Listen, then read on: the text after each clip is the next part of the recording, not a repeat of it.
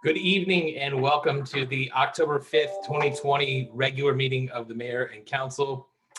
First item on our agenda tonight is the Pledge of Allegiance, and Councilmember Neil Harris is going to lead us in the pledge. Go right ahead, Neil. I pledge allegiance to the flag of the United States of America and to the republic for which it stands, one nation, under God, indivisible, with liberty and justice for all.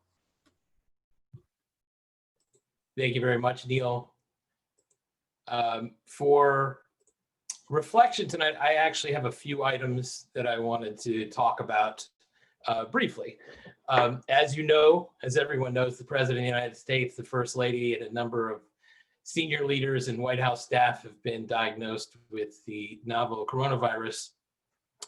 And in addition to wishing them and everyone around the world who's battling this dangerous virus a full and speedy recovery, I would hope that this would serve as a reminder of how much danger COVID-19 still presents. It remains imperative that we all continue to follow the CDC and state guidelines for social distancing, to wear masks when we're going to be in public settings in proximity to others, and to do our part in general to stop the spread. In addition to that message, I have a couple of notes of condolence that I'd like to do as part of our reflection. First, we send our fondest thoughts and regards to our own Deputy City Manager, Dennis Enslinger, on the recent passing of his mother, Jerry Enslinger. Our condolences to Dennis and his entire family. And finally, the council and I were profoundly saddened last week to learn of the passing of Eileen Shea after a battle with cancer. She was a former Distinguished Citizen of the Year here in Gaithersburg, but also a much valued friend. Eileen was a tireless advocate for schools, notably Summit Hall Elementary, and for students through her program called G-Sharp. Eileen spent years mentoring kids who'd been suspended from Gaithersburg High School and Gaithersburg Middle School to try to help get them back on track. She was a founding member of the city's Educational Enrichment Committee. And rather than go on and on about Eileen's considerable contributions, I'll refer you to the statement we put out last week. But suffice it to say that in many ways, over many years, Eileen Shea was a positive force in our city, and we will miss her deeply. We send our good wishes and condolences to her family and friends. And with that, I'll call for a moment of silence.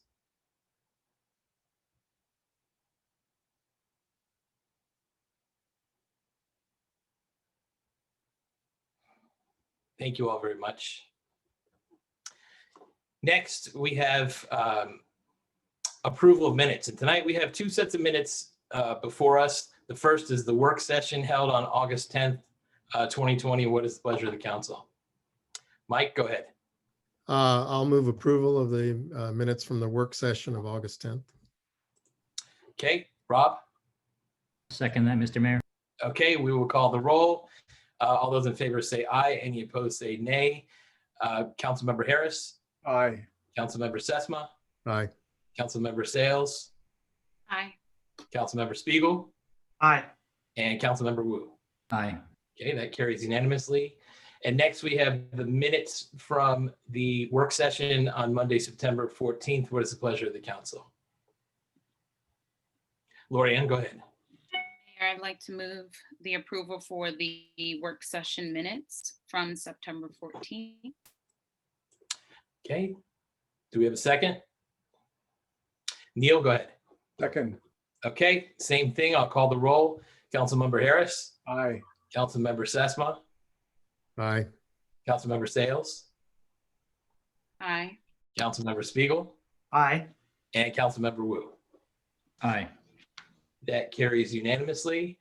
Next, we are going to go into presentations, and tech team, if we have Comptroller Peter Francho yet, is he with us yet?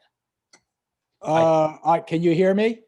Yes. Yeah, your expert team was like sending me to the, I don't know where, out to the woodshed or something. So delighted to be with everybody. I'm sorry if I'm not there with my video, but I get very tired during these Zoom meetings, which are all day long, staring at myself, wondering how could I possibly look like that, and adjusting things. So now I used to put my high school picture up. Now I've just got a blank, I guess. But I do have with me Andy Schaffel, who is our head of the Bureau of Revenue Estimates. He can explain all things as far as what you're going to expect from us as far as economic recovery down the road. I believe Emily Gontram is also on the call. I hope she is. She's a terrific young person who works in our office. She used to work for Mako, and now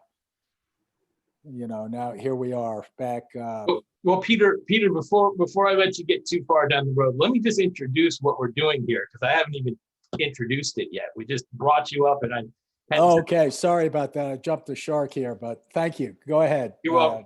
So tonight, as you may have surmised at this point, we have the honor of receiving a report on our state's fiscal and economic outlook from Maryland State Comptroller Peter Francho. And as a matter of background, Peter Francho has served as our comptroller since 2007.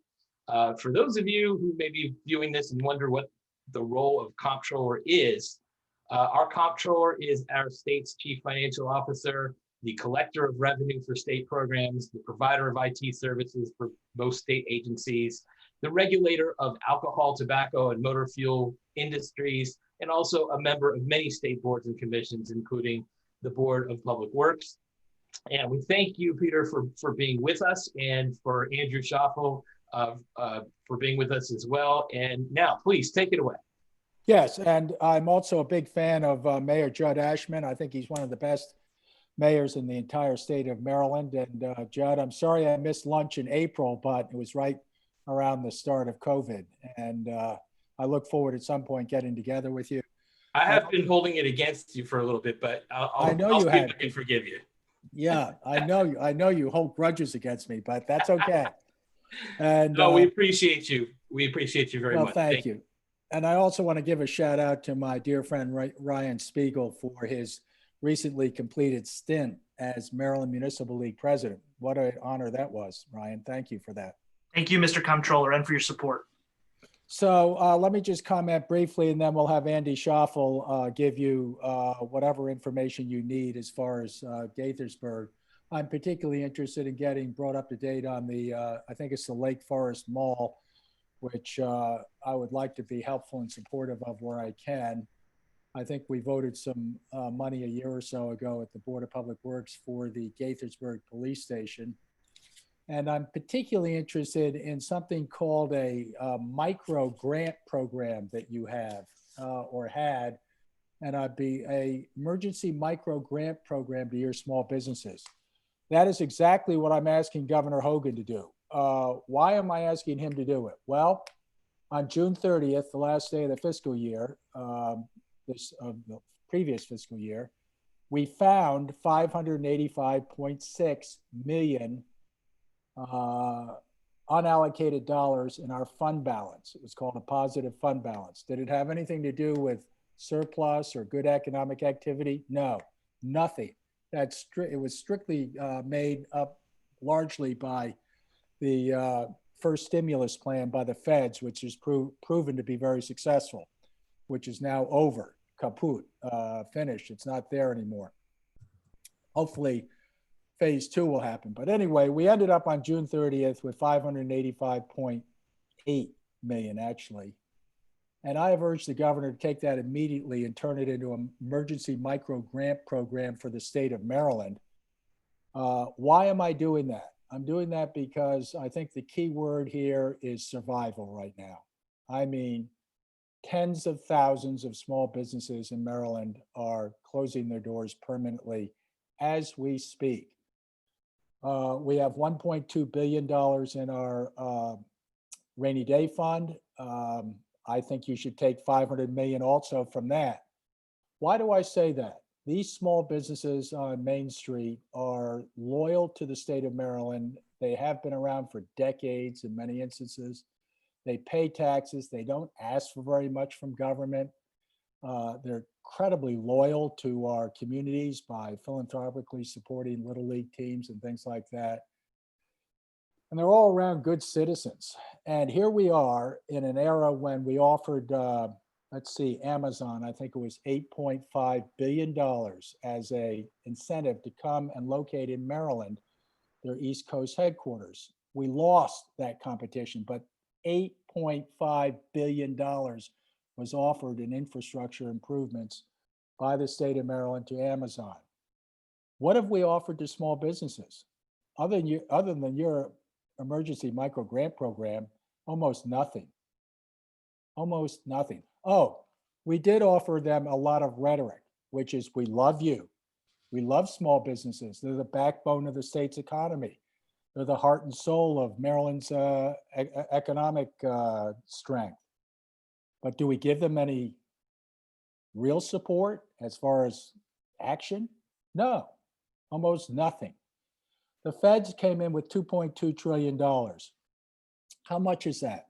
Well, that's a lot of dollar bills. So if you laid dollar bills end to end, how many would 2.2 trillion mean? It would go from planet Earth all the way to the sun, all the way around the sun, and all the way back to planet Earth. That would be 2.2 trillion dollar bills laid end to end. It is a god-awful big amount of money. It proved to be enormously successful. It allowed the Paycheck Protection Program, the $1,200 stimulus, the $600 addition to the unemployment, that literally saved the national economy. And in Maryland proved to be enormously successful. We need to match it with something from the state. I'd love to use your model. Maybe it wasn't great because it didn't have enough money. It was just a little bit of money. I don't care. These businesses are hanging on by their fingernails. And if we don't get out and spend at least the positive fund balance, which essentially is sitting in a state checking account right now, gathering mold. Think of that. State checking account, unallocated, nothing going on. Who controls it? My dear friend, Governor Hogan. Mayor Ashman is a friend of his also. He's a rational thinking adult. Yes, he's a different party than Judd and myself, but he's open to reason. Call him, talk to him, somehow buttonhole him, because he's the only person that really has any power to do anything right now in the state of Maryland based on the pandemic emergency. Right now, he's thinking, along with everybody else in Annapolis, that we got to protect the public budgets at all costs, so we have to put money aside. I love public budgets. I'm a Democrat. I understand public budgets and the importance and the priorities they have. They are completely secondary right now to these small businesses who are fighting for their very lives. Maryland as a state has enough liquidity and reserves to ride this through, not without some adjustments, but we're going to be okay. You guys are going to be okay. Whatever, you have a $70 million budget or something like that, and you've got, obviously there's some reductions. The county will be okay. These small businesses need your help. Let me just conclude by saying that I want to give my cell phone number. It's 301, write it down if you want, 301-332-1961. Ryan and Judd have it, but anybody else can message me or voicemail me or text me, or if I recognize your number, I'll answer. And I kid people and say when I'm governor, which I hope to be after Governor Hogan's term limited, I'm going to keep the same cell phone. So you can always, if I'm lucky enough to be governor, always contact me. Why is that important? People need a little thread. They need to be able to be connected. And I can remember as a legislator for 20 years, I could never get the governor on the phone. So maybe if I get there, I'll be able to be accessible and open to you guys. Secondly, I want to apologize, and finally, for the federal government. This is a debacle, what's going on. I mean, I know you have this great company, what is it, Novavox or something, in your city. what a fabulous company. God bless them if they come up with the vaccine. The federal government is just an unmitigated, negligent, what is the word? It's just, it's engaging in subterfuge about the COVID virus. I mean, that's all I can say with all the misinformation and disinformation and wild statements. And it's made us almost a source of ridicule and pity around the world for the greatest country in the world not to be able to handle this pandemic. If the pandemic returns in January and February, as many people are predicting, it's Katie bar the door as far as the revenue projections. We're going to go right back into this dire situation that we have. If we don't get a stimulus plan, we also are going to be right back in a big fiscal hole. We're not going to know how big that hole is until the December estimates come out. Let me turn over now to the iconic director of the Bureau of Revenue Estimates, Mr. Andy Schaffel, and let him explain the roller coaster of these revenue estimates and why we think the December numbers will be so important. Long-winded way of saying, I really, really empathize with you guys because you've had, I don't know what it is, 1,300, 1,400 cases of COVID up there. It is a terrifying, devastating virus. The folks in Tacoma Park that I know that have had it say, look, don't mess with it. It's equally or worse than your worst flu. But the biggest thing they have is when they got a COVID positive diagnosis was the stark terror of staying at home for 14 days, wondering if it was going to turn serious. So here's hoping. I got my toes and fingers crossed that we don't have a second surge or that Novavax is going to produce all sorts of vaccines. I'll be up there to get 1, 2, 3, 4, 5 vaccines if I'm allowed to go back and circle around on the line some more. That's a lighthearted remark about vaccines, but I hope everybody is keeping their elbows up. Don't let your guard down. Don't get sick. And sympathize with the nation because it's going through something that I just can't possibly imagine the United States going through, which is half the people in this country think COVID's a hoax. How can that be? Okay, let me stop. Andy, go for it. Could you please just clean up the mess I created and tell everybody if I said something wrong and just explain to them the importance, if you could, the importance of the December estimates. Quickly, and then we'll take a few questions. All right. Thank you, Mr. Comptroller. You teed it right up. Not a lot to clean up there. You hit the nail on the head. Let's start off with why there's that $500 million the Comptroller described. As we're all well aware, this really kicked off in the middle of March. That's when this all became really very real for the citizens of this country, and the impact of the economy was immediate. Within a month, more than 500,000 Marylanders lost their jobs. More than 500,000 Maryland residents lost their jobs, right? Like that. And it was sudden, it was unanticipated, and I think there was a tremendous amount of uncertainty. Naturally, economic outlooks at that period of time looked quite dire, right? How could we have the greatest downturn in employment in the history of this country and not see the greatest economic downturn? And the reality is we did not see it hit revenues right away. And that is simply because of the federal stimulus. And I'll be the first to say, I was taken aback at how effective it has been. And let me sort of describe that a bit. First of all, what made it successful was its extraordinary size. And two, and most importantly, how quickly it arrived and how quickly it got out the door. My biggest concern initially was that's great, we've got all this money, we've seen this before, how long will it take for it to get out into the economy? But it was done swiftly through unemployment insurance, and they did a pretty darn good job of getting those checks out the door. So you had extraordinary amounts of unemployment insurance going to those that were directly affected. And then you had stimulus checks going out to the broader economy. This is textbook Keynesian economics, right? Where the government steps in and there's an issue in the market economy. They flood the market with some cash to keep that demand going. And that is key to keeping the entire economy going.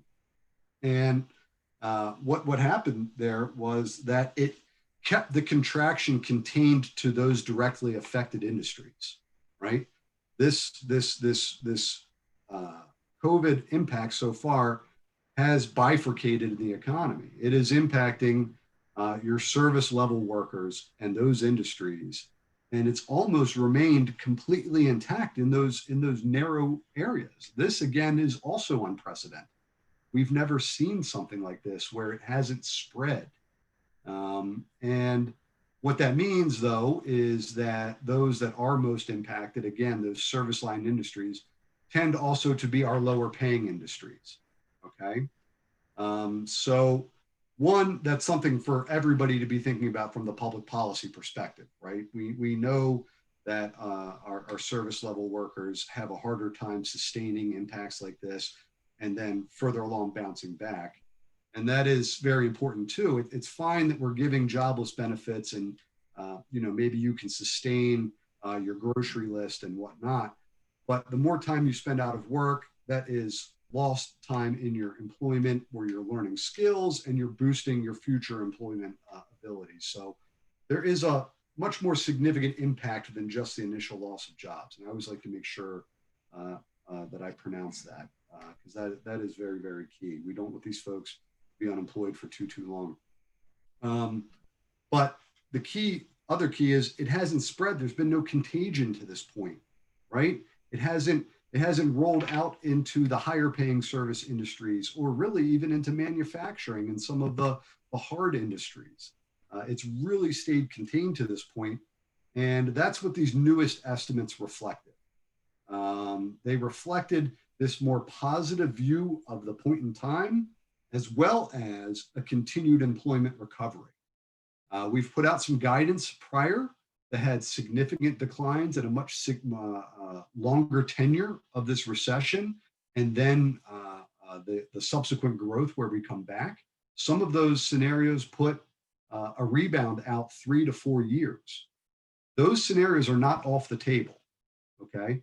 This new forecast simply exemplifies what we've seen right now to date. But to be straight, we are hitting a plateau with that momentum. And I'm sorry, I'm going to use my hands a little bit here because I usually like to talk to pictures. So here's the downturn. And all of our prior forecasts had us kind of staying down here and maybe growing slowly. All right. People talked about the Nike swoosh, where you were going to fall and follow that really long, slow path upwards. We also had one where we'd fall, bounce back, fall again, and then recover. This newest one is what would be commonly referred to as the V shape. So we fall and we come back quickly, all right? The stock market sure has come back quickly, but the stock market is not always emblematic of the real world economy. So the reality is we have 3 scenarios on the table right now. And I think that uncertainty is what also needs to get out and speak volumes. Right now, we are very uncertain. This takes us to the comptroller's mentioning of the December forecast. The December forecast is very important to the state because that's the one the governor has to use with his budget that he will introduce to the legislature. So that budget would reflect those estimates, and we could be talking about pretty significant cuts relative to what had been thought about a year ago. So by December, we should know a little bit more about the employment picture. Are we stalling? Are we going to stall? Are we going to see an upwards tick? Or are we going to see a downwards tick? So at least get a couple more months of data there. We should hopefully get a better feeling for the federal stimulus. This most recent forecast assumes that we'll get another stimulus. Comptroller's right, we need it now. If it doesn't come now, that stall could very easily turn downwards. Now is key. The timing is everything. We've got to get that money out the door if they want it to have the desired impact that they would like. Again, perhaps lending itself to the comptroller's idea for the state's money if we can't get the feds to get up and do the right thing. And then also we'll know the outcome of the presidential election, and that should also tell us quite a bit as well. And I think that will affect many of the economic actors who might be waiting to see that until they're willing to make the next big investment, right? You want to understand the landscape that you'll probably be dealing with at the federal level for the next 4 years. So that will also be. Andy, could you comment on the virus, the trajectory of the virus, because that also is an unpredictable Absolutely. economic impact. Right. We're not even talking about COVID 2.0 yet and the fall, the potential increase in the fall cases. We're seeing that. Europe is seeing it. I don't want to make it seem like we're not ignoring it, but clearly this forecast we put out assumes that there is no further government shutdown of economic activity and that we don't see such a pronounced uptick that American consumers sequester themselves away from the economy again as well. So this current forecast really does assume that we have some positive momentum that could be disrupted by every item we just discussed. COVID obviously being the scariest. Mr. Mayor, this is the comptroller. We have a couple of minutes for us to answer questions. I did want to hear briefly about the micro grant program, and unless it's a complete and utter failure, because then that would not fit in with my hopes. It just started. The Well, tech fabulous. tech team, could you bring up Tom Lonergan? We'll have Tom is our assistant city manager, also heads up our economic development efforts, and it was his shop that came up with the program, and so I'll have Tom speak to it. Tom, tell us about the micro grant program. Sure, Mr. Mayor. We just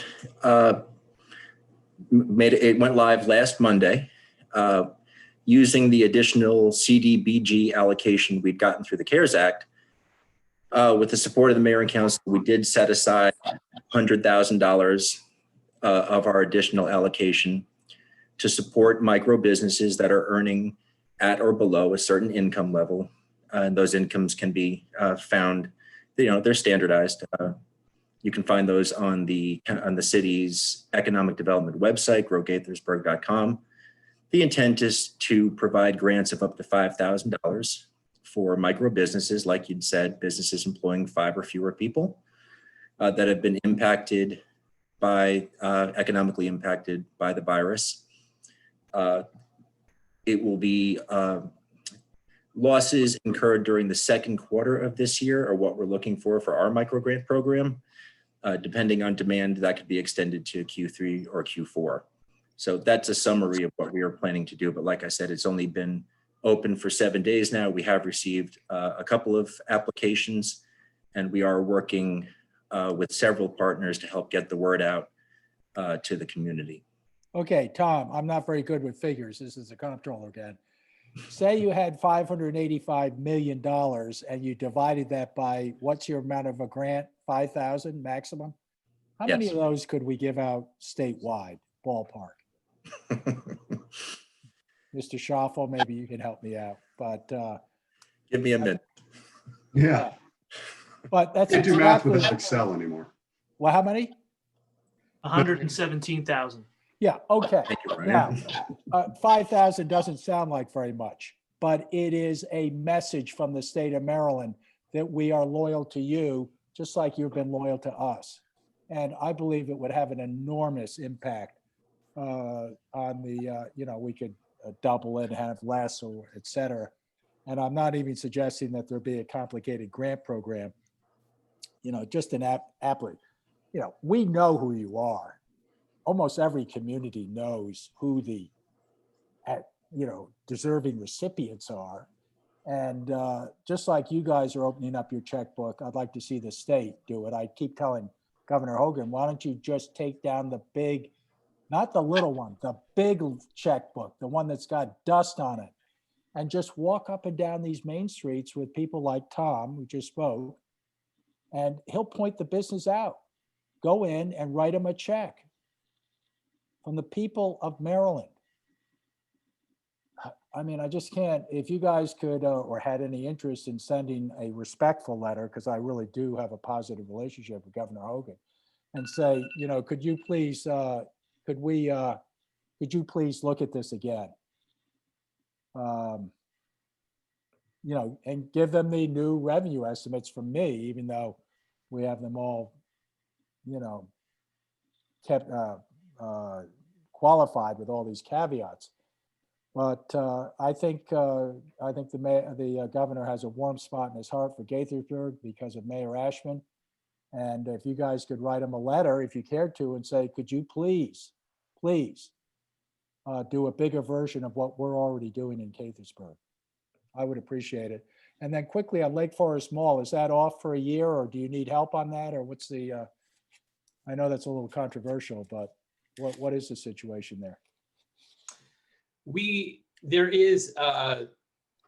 There happens to be a moratorium. We're undergoing what we're calling a master plan revision special study area. I forget what the actual name was because we dealt with this a month ago, and it's a sort of a specific name. But we're going through a public process to determine essentially some broader parameters for what our community believes should come out of a redevelopment of Lake Forest Mall.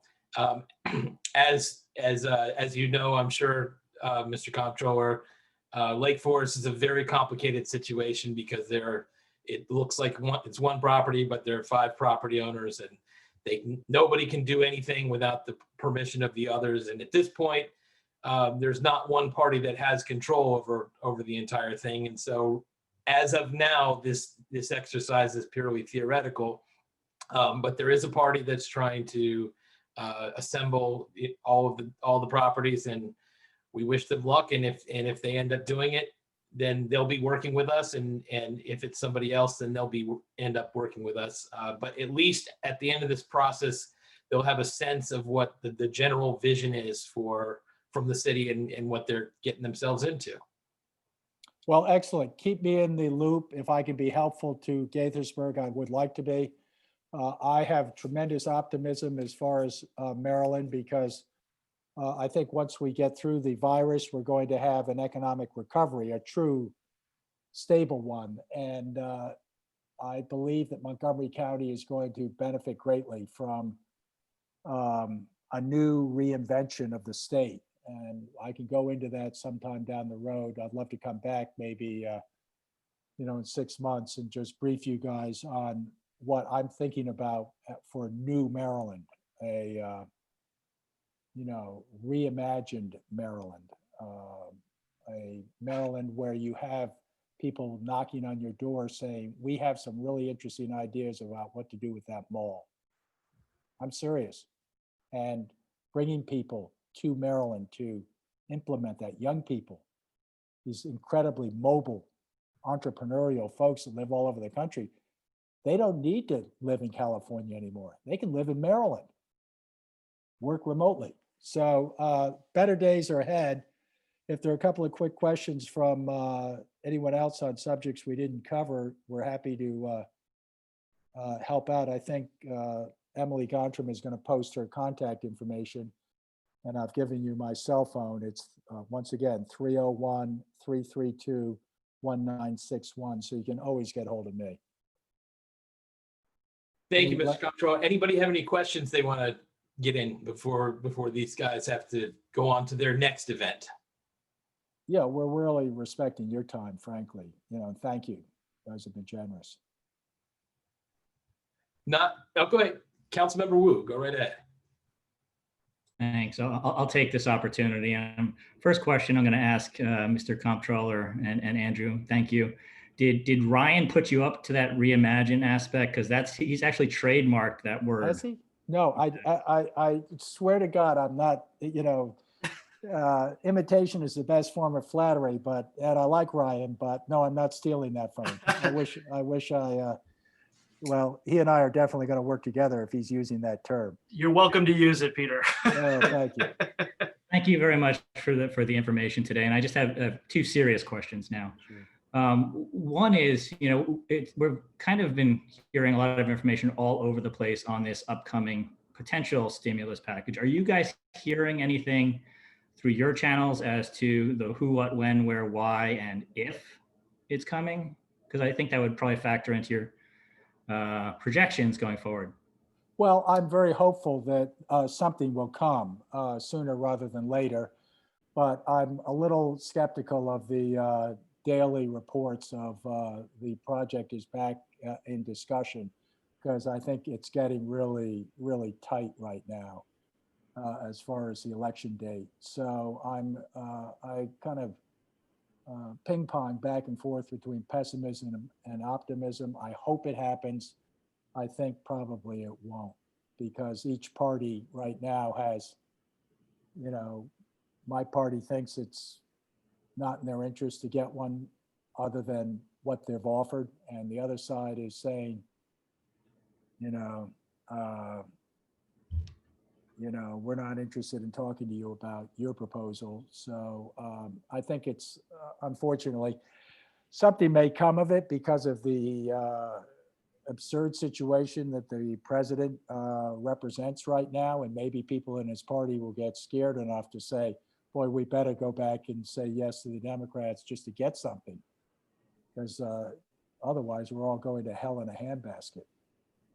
Yeah, I think we need the funds. And so second question is, you had mentioned possibly Gaithersburg writing to the governor, or maybe Judd, because he's friends with the governor, regarding the funding and releasing the funding.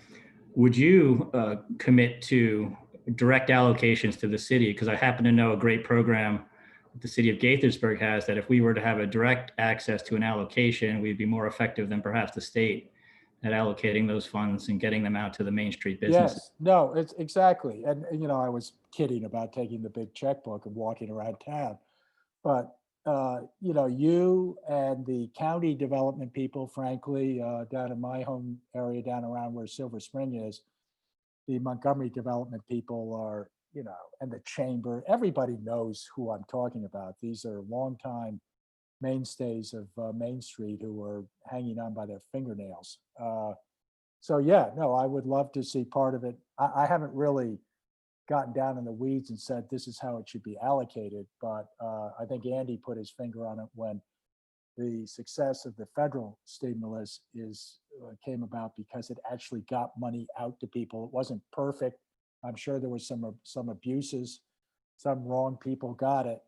That's not a problem. Let's just get the money out there. So the answer is yes, if that was what you were asking about. I wouldn't trivialize Judd's relationship with Governor Hogan, but I would add that all of you are important to it. I mean, he actually is a rational thinking adult. So it's not like you're talking to a wall. And the only reason I emphasized him is that it's very, very time consuming to get the legislature cranked up, get them down there, get them to pass something. Hogan, because he's in an emergency right now and he is the governor, he can allocate that positive fund balance like that. And so I wouldn't limit it to just Mayor Ashman, much as I like him and respect him. I would, if you care to, I'd send something collectively. And what's Novavax up to? Has anybody heard anything about their vaccine? Novavax is about to enter phase 3 of their testing. The first 2 phases have gone very well. They've gotten a $1.6 billion fund infusion from the federal government, and the purpose of the funds is to help speed up. They're essentially taking a gamble that phase 3 will be successful, and as soon as it's deemed successful, they will, as testing's going on, they will actually be manufacturing. So they're cutting out a step of the process with that money. So they're actually going to manufacture now, and hopefully the tests all come out right, and at that point they'll be ready to start distributing doses. Ryan, go ahead.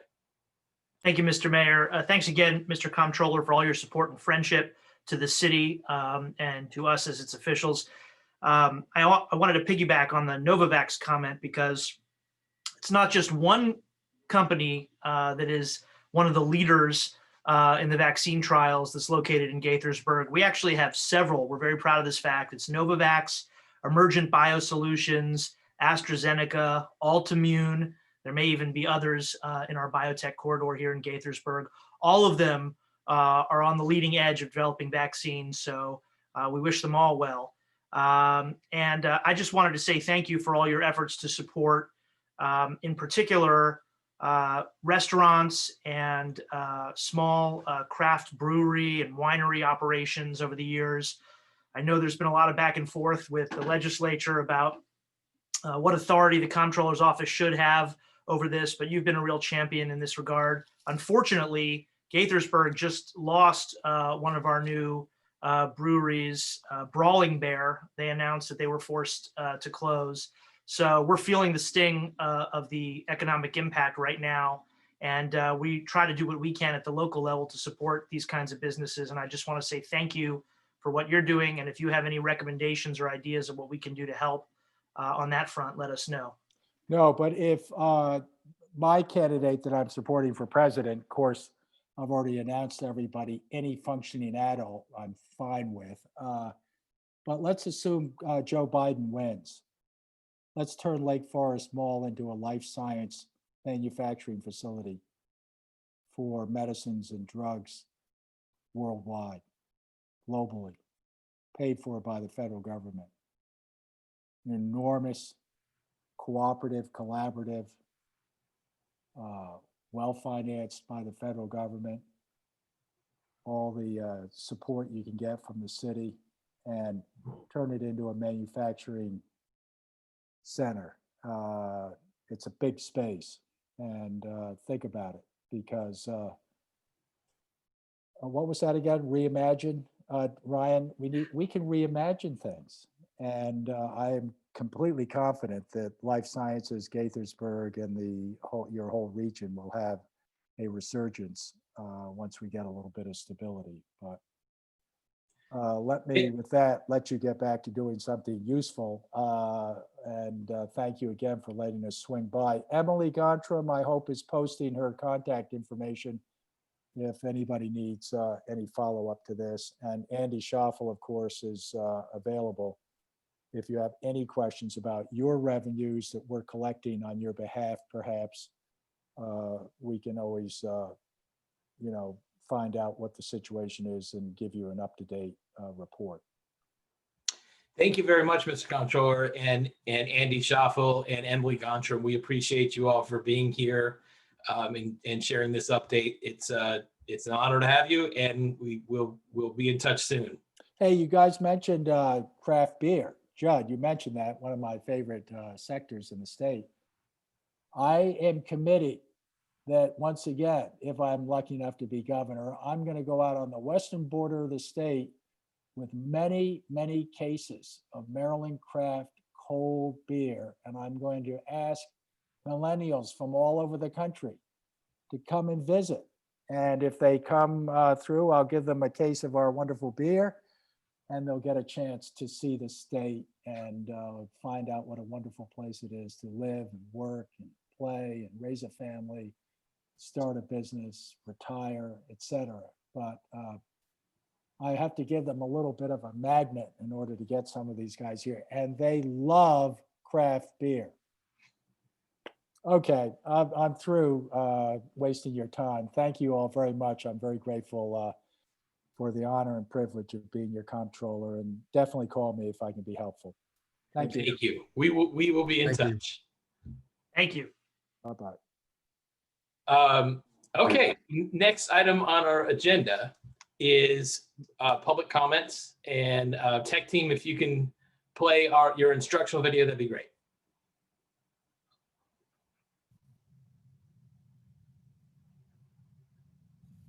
Good evening. If you've connected to the meeting tonight via Zoom and you're on a desktop or a laptop and you wish to make a public comment, we can't currently see or hear you. What you need to do, please, is wiggle your mouse around and look towards the bottom center of your screen. You should see a raise hand button. Go ahead and click on that now for us, please. Alternatively, if you've connected in via telephone, you can press *9. Okay, well, this, as I mentioned, this is the time when the Mayor and Council would like to hear from anybody who'd like to testify on any topic. We ask that you state your name and address or neighborhood for the record, and keep your comments to no more than 3 minutes. You'll see the timer on the screen. And so tech team, I see a couple of hands up. Let's start with Diana Conway. And Diana, when you come up, just unmute yourself, state your name, address, or neighborhood, and go right ahead. Okay, you guys can hear me? Yes. Great. You've covered my my screen of notes that I was going to work from, but I'm here to talk about the synthetic turf field that I understand you all are considering tonight. And there are 5 things you need to know about synthetic turf. The first is that it's like a bad relationship. It's hot, it's toxic, it's expensive, it's hard to get rid of, and it's a high injury rate. We already know synthetic turf is 30 to 70 degrees hotter than ambient temperatures on a warm, sunny day. I've seen extensive research from Penn State Sports Surface Center with 40 acres of fields, synthetic turf fields and different kinds of grass fields, and they have tried every combination of every color, and they have not been able to bring it down more than 10 to 12 degrees. There are products out there that claim they can bring it down, quote, up to 50 degrees. That includes 10 to 15 degrees. So there's the heat. The second item is the toxicity. PFAS and lead. PFAS is poly or perfluoroalkyl substance. I hear that your product is being sold as PFAS free. That is almost impossible to verify unless you have a certification from a third-party independent lab or from the manufacturer themselves, because there are 6,000 to 8,000 PFAS and tests for only 36. So they just checked for the presence of fluorine. It has been found in multiple synthetic turf models by multiple manufacturers so far. I'm not a toxicologist, but I know how to read. In addition, there's been lead for years in the synthetic turf, starting with the plastic grass in 2007, when Jerry Brown brought suit against the 3 largest manufacturers because the lead levels went up to 5,000 parts per million. The limit in the state at that time was 50 parts per million. The 3 companies agreed that they were in violation of that law. Since then, we've been in Annapolis 5 years in a row asking for the industry to state that they have a lead-free product, but instead we got one guy on record 4 years ago, unhappily for him, answering then Delegate Mary Washington's question, is there lead in your product? And he was not happy to have to answer her question. And we have him on video. Yes, there is lead in our product. Every year since then, we cite it and ask the CEO of the Synthetic Turf Council to show us any of his manufacturing members who have an exemption, a product that does not have lead, and there's deafening silence when they come up to testify. It's an incredible source of toxin for cleaning. And in addition to MRSA and other staph infections, you now have to worry about COVID-19, which the industry is busy selling something called Progienics and ProVet Logic, which is a one-step product to take care of COVID-19 as well as pathogens, algae, mildew, germs, toxic bacteria.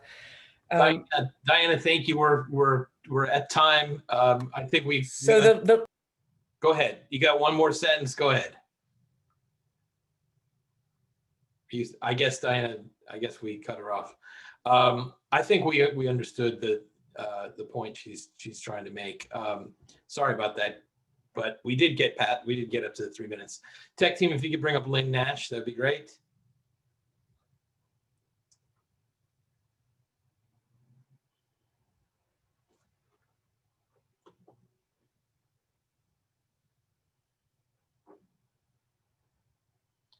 Tech team, is Lynn there? I see her hand up.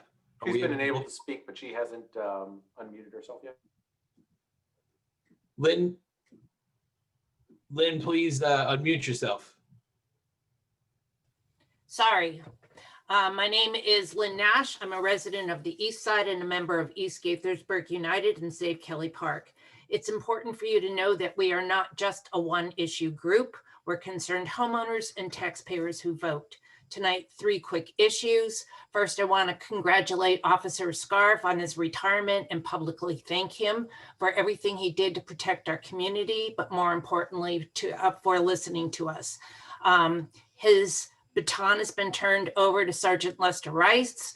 I appreciate his quick response earlier on modified exhaust cars driving at high rates of speed. I hope that you help him keep the monitoring up. Tonight, you vote on the Duval application to alter a single family home by adding an addition to to make another funeral parlor and crematory. You've received a huge number of comments to the application, including 189 signatures on a petition. However, there was a couple of templated letters from 82 signatures. Most of them came from out of the city as far as Baltimore and the Vendata Center in Aspen Hill. While I respect their religious beliefs and rights, I don't believe that they represent the majority of residents here in Gaithersburg. I'm opposed. I ask that you deny the application and further that you examine city zoning ordinances to make sure that we never have to face an industrial use next to a residential area. And finally, as you know, MCPS plans on building Gaithersburg Elementary School number 8 in Kelly Park. They plan on starting in January. They've submitted some of their plans, which include removing 55 trees, which is horrible in the city of trees. To that end, the Friends of Kelly Park would like to invite the city of Gaithersburg residents to love a tree in Kelly Park and say goodbye.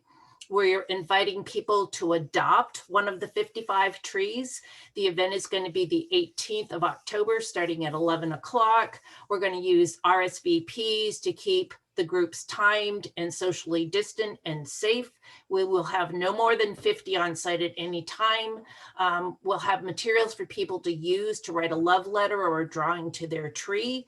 So please see savekellypark.com, one word, and watch your social media for more details. Thank you.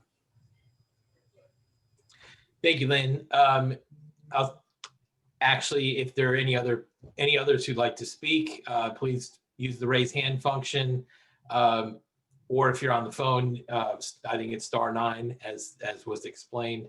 Just a quick note that anybody who's here to observe our vote later tonight on the Duval application, that record is closed, and so you're welcome. You can testify, but we are not allowed legally to consider testimony that's outside of what's in the record on that matter.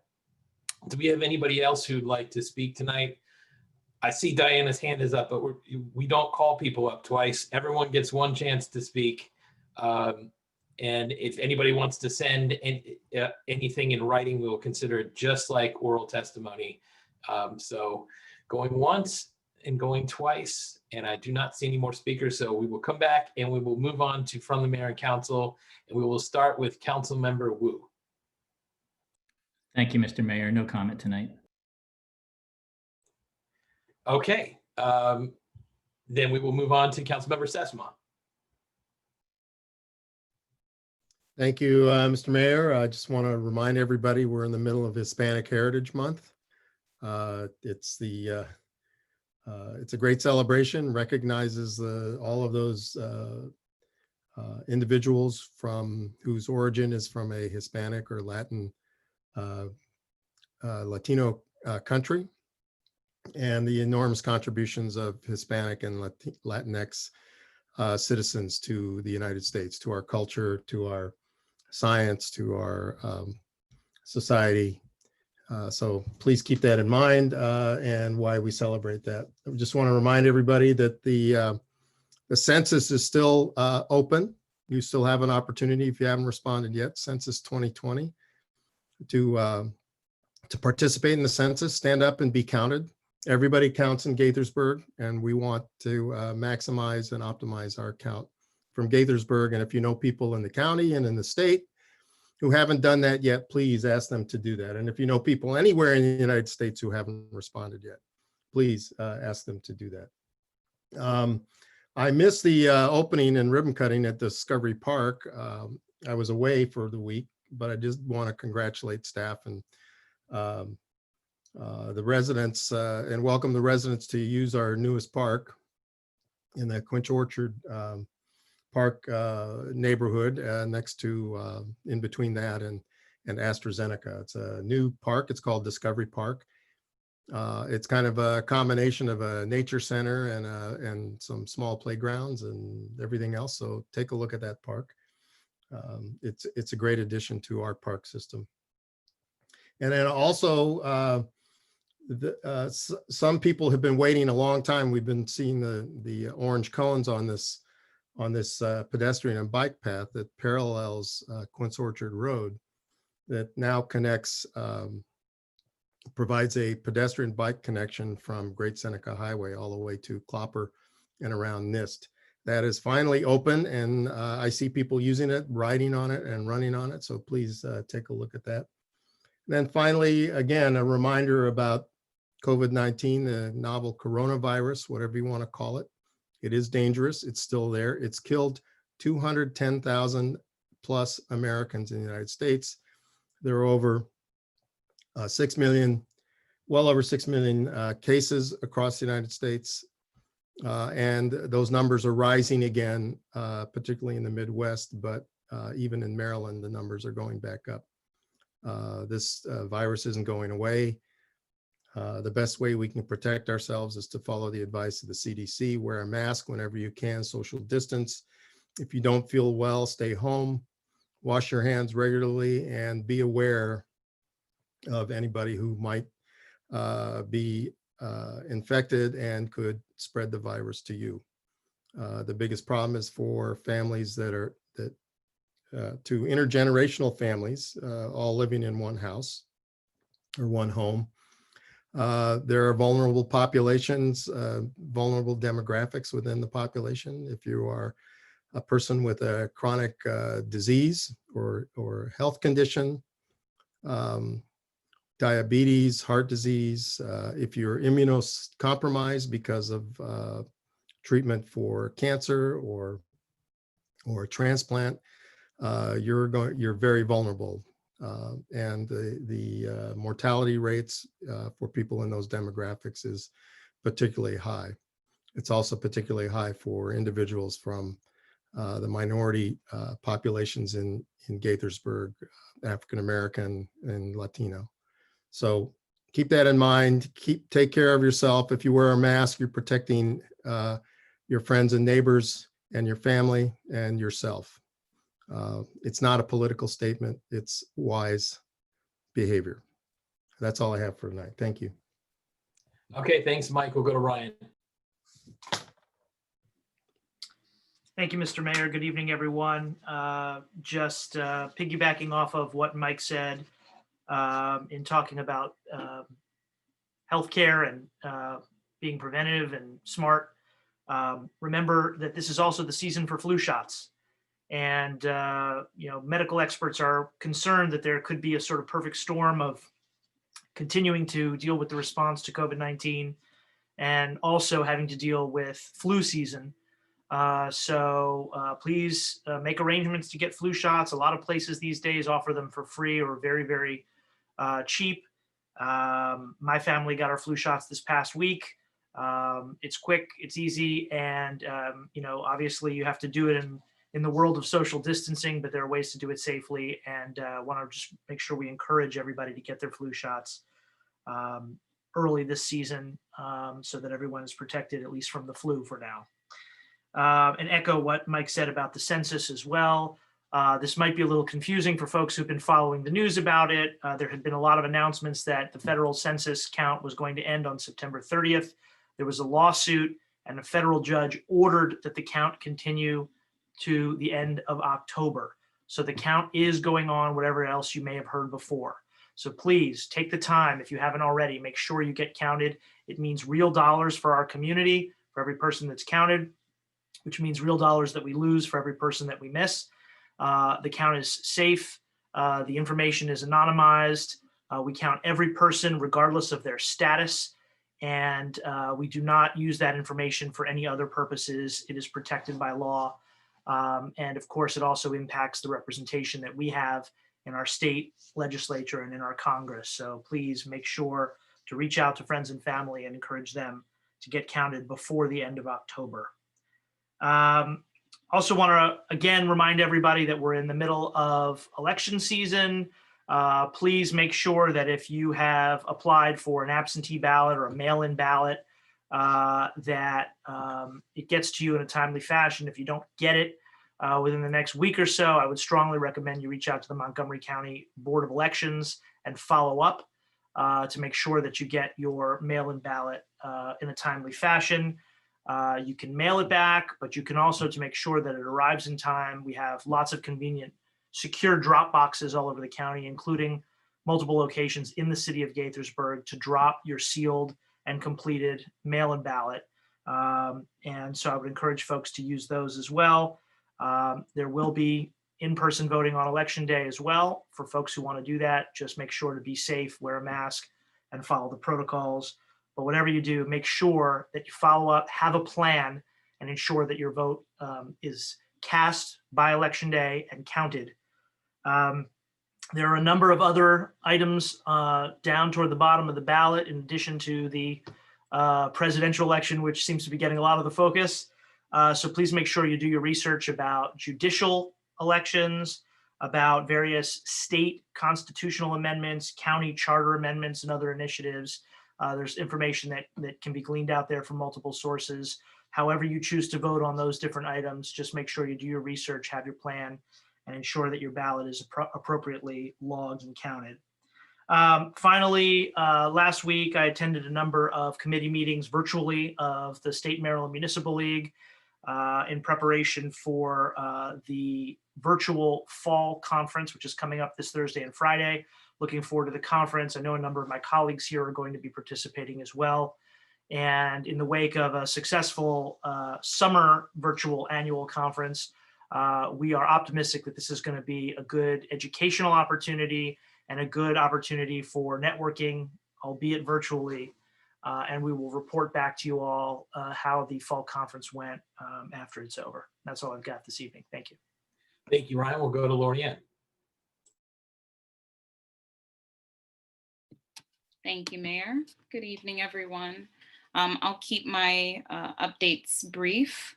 I just wanted to remind everyone that October is Breast Cancer Awareness Month.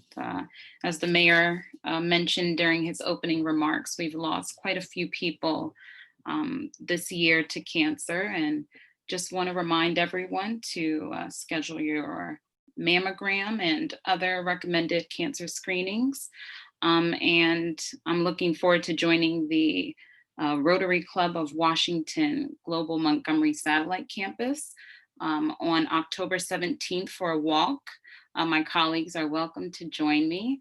It's going to be definitely capacity controlled, under 50 attendees, and it's a brief walk from the new Discovery Park to Isaac Walton League, and more details to come.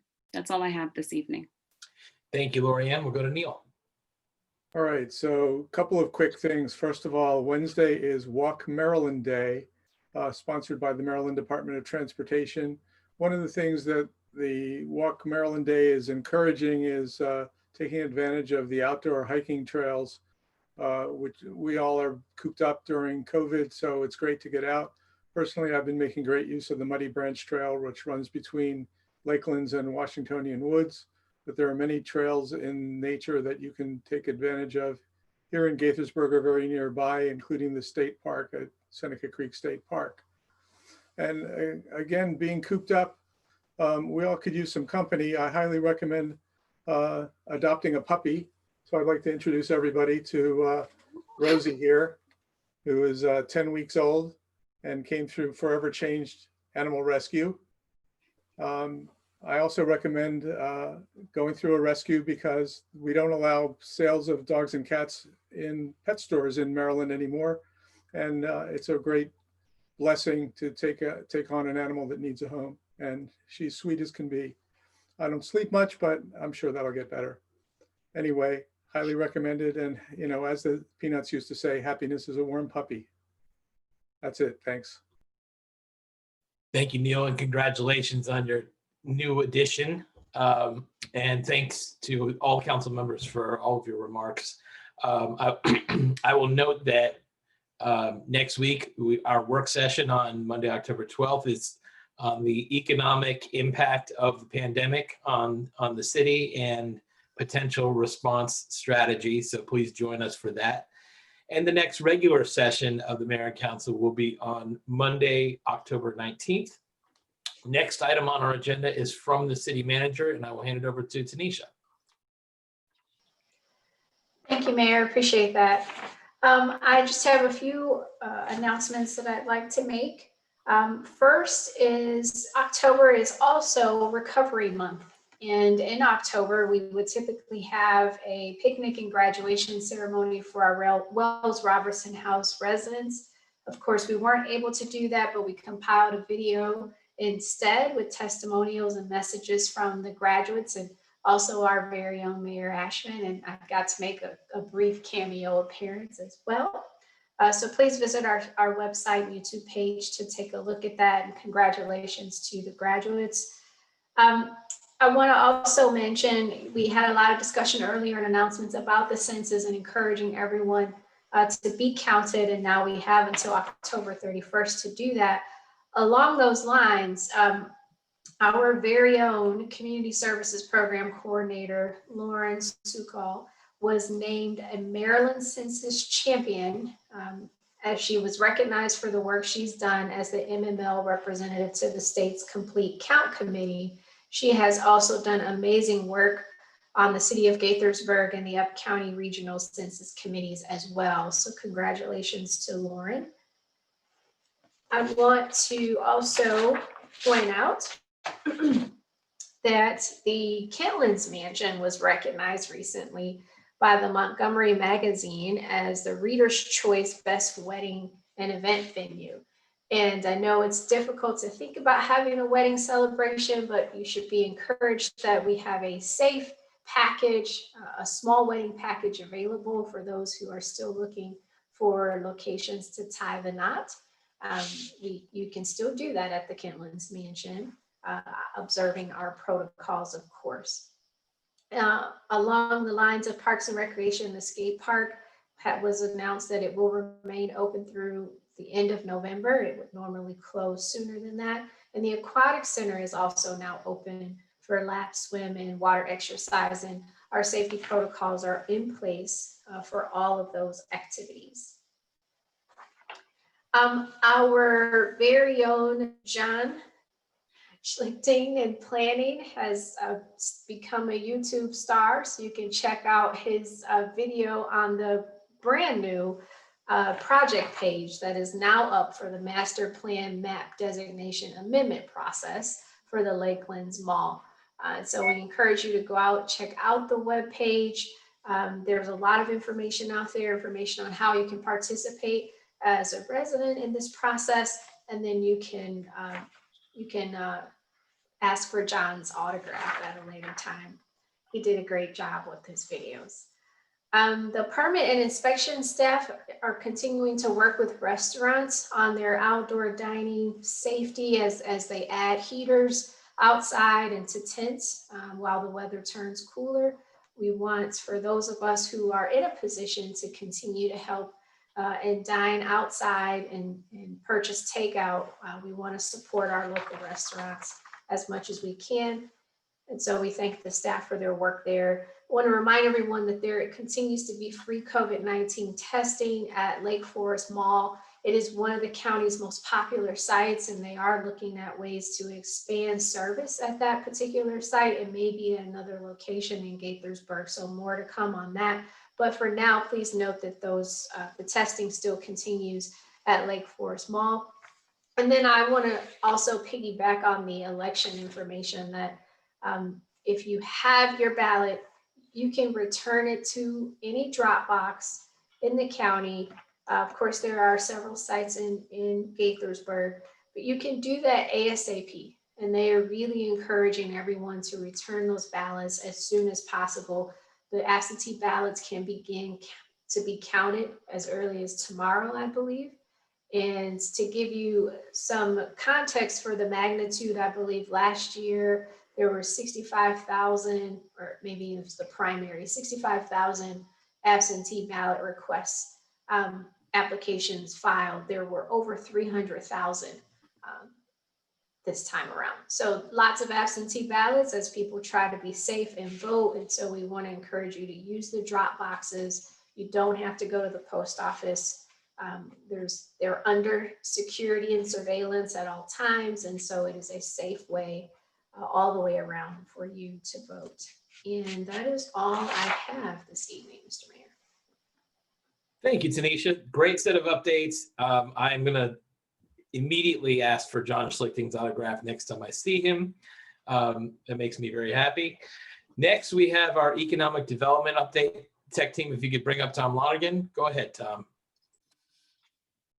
Good evening, Mr. Mayor, members of the council. The two items I was going to mention tonight did come up informally during the discussion with the state comptroller. But if you'll indulge me, in particular, the city's emergency micro grant program does warrant mentioning again.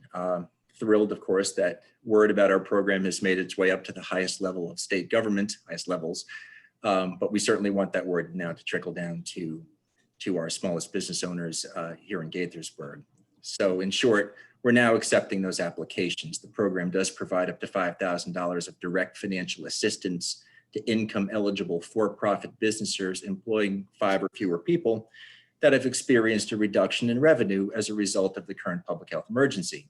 Applications and program instructions can be found on the city's economic development website, growgaithersburg.com. City staff will be reviewing applications on a rolling random lottery system. This process will continue until the funding is exhausted. But please feel free to reach out directly to me with any questions about the program, or if you need any assistance completing the application. And finally, companies across the globe are racing to produce a safe and effective vaccine for the coronavirus. Councilmember Sesma, I think it was just last week that I clarified with you that there were 4 Gaithersburg-based companies that were working on vaccines. To clarify my clarification, Mike, there are actually 5. Councilmember Sales had asked me to provide a quick update on the status of these vaccine efforts being undertaken by our own companies. So let me start with the company that I'd previously omitted from the list, that being Adaptive Phage Therapeutics, which is a clinical stage biotech company located at 22 First Field Road. And they recently announced that the Department of Defense had awarded them almost $10 million for research development of multiple high priority vaccine candidates against the virus. APT is the only tech company with a phage-based COVID-19 vaccine program, and they're projected to enter clinical trials later this year. Altimmune, Ryan, I believe you mentioned them, they're located at 910 Clopper, has developed a single dose vaccine candidate for COVID-19. They anticipate commencing a phase 1 safety trial of their candidate in the 4th quarter of this year. Emergent Biosolutions, they have their R&D operations located here in the city at 400 Professional Drive. They're advancing 2 treatments for COVID-19 in addition to managing several agreements to manufacture potential vaccines for other companies that are hustling to develop and deliver vaccines, including Novavax, which Judd had highlighted how far they've come, and of course, AstraZeneca, where clinical trials of their and Oxford University's experimental vaccine has resumed in 5 countries. Discussions about resumption of those trials, those conversations continue with US authorities, but sources are saying that the data requested by the FDA for one of the most advanced COVID-19 vaccine candidates in development was expected this week. We'll see who makes it to the finish line first, but we do wish all of them great success, and we remain incredibly proud of the city standing at the forefront of this and so many other disciplines that have affirmed the city's reputation as the epicenter of the region's biotech industry. That's all I've got, Mr. Mayor, and I believe I'm staying on for the next discussion as well with Carolyn Muller. Very well. Tech team, can you bring up Carolyn Muller? And let's talk about the Old Town Park Plaza interactive water feature.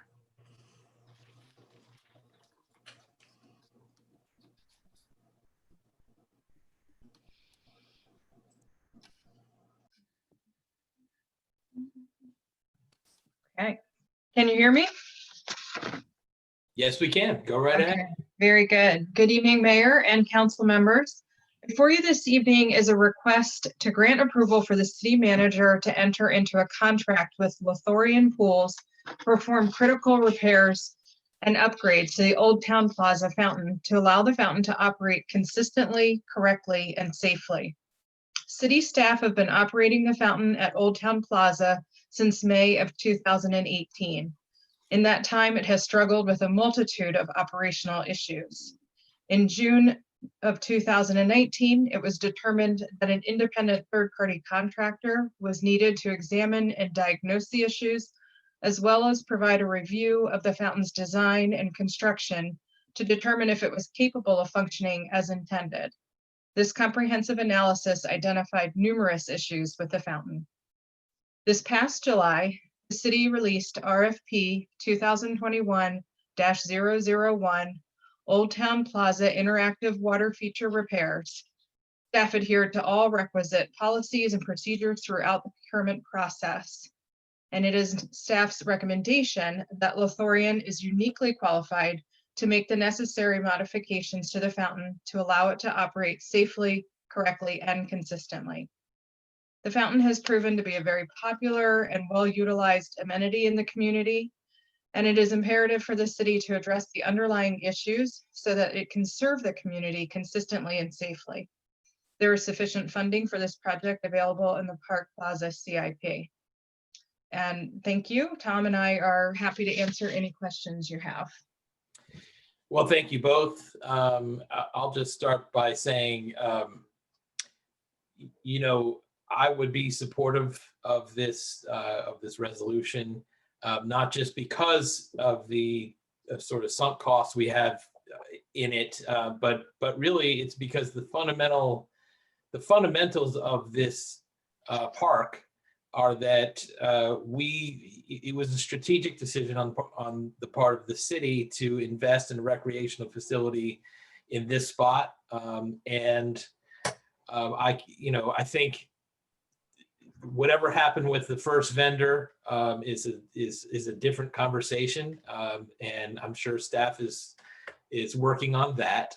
I see Lynn Board nodding her head.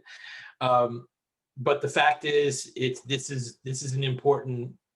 Even though it's a relatively small parcel, this is important for the city. It represents it embodies a strategic direction for the city in a very real way. So I hope the council will support it. I saw Mike's hand go up first, so go ahead, Mike.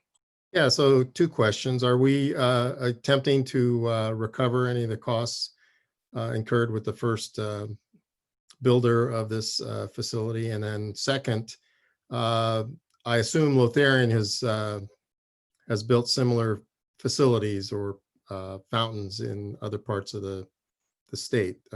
So maybe you can answer both of those. So I'd be happy to answer the first question, then I'll let Carolyn chime in on the second question. Staff is certainly looking at all of our options with regard to the initial vendor in the contract.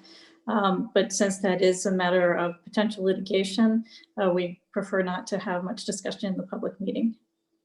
But you all will be briefed. Mm-hmm. In answer to your second question, yes. And actually, aquatic staff and I 2 weeks ago visited a similar facility in Annapolis. It was part of a full aquatics facility, but they did have a splash pad there as well that Lothorian just finished. They just completed that project this summer. Thank you. We'll go to Councilmember Wu, and then I see Lorianne, and then Ryan. Go ahead, Rob. Thanks, Mr. Mayor. And so my first question was going to be exactly what Mike asked. I appreciate the sensitivities surrounding any potential recourse against the original contractor, so I won't follow up on that. Second question is a little more introspective. Something happened with this project, and I'm going to vote in favor of rectifying it because, as Judd said, there's a strategic decision that was made here. It's a wonderful asset to the city as a whole, but something went wrong here, and so I'm wondering what the city staff is doing to have a lessons learned, I guess, from this process. Do we need peer reviews on major projects around the city? things like that, something that so that we are able to catch these things earlier rather than after construction is completed and having to rectify the situation.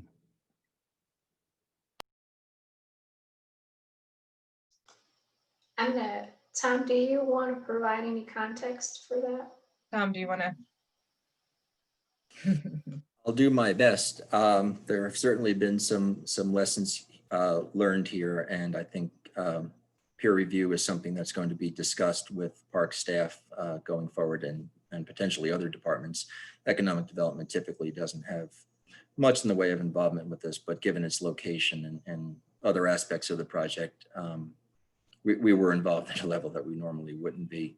There were certainly some very unique circumstances about this, Councilmember Wu, and we want to do all we can to ensure that what went wrong this time does not happen again with a future project. So those things will be discussed. I didn't mean to put you on the spot there, and that's exactly. No, that's okay. That's okay. We'll go to Lorianne.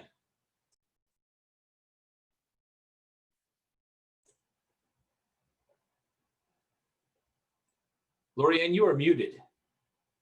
Thank you, Mayor.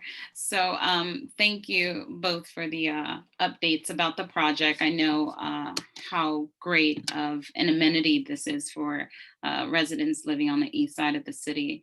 And so I know that my colleagues mentioned how we're going to prevent the problems from happening.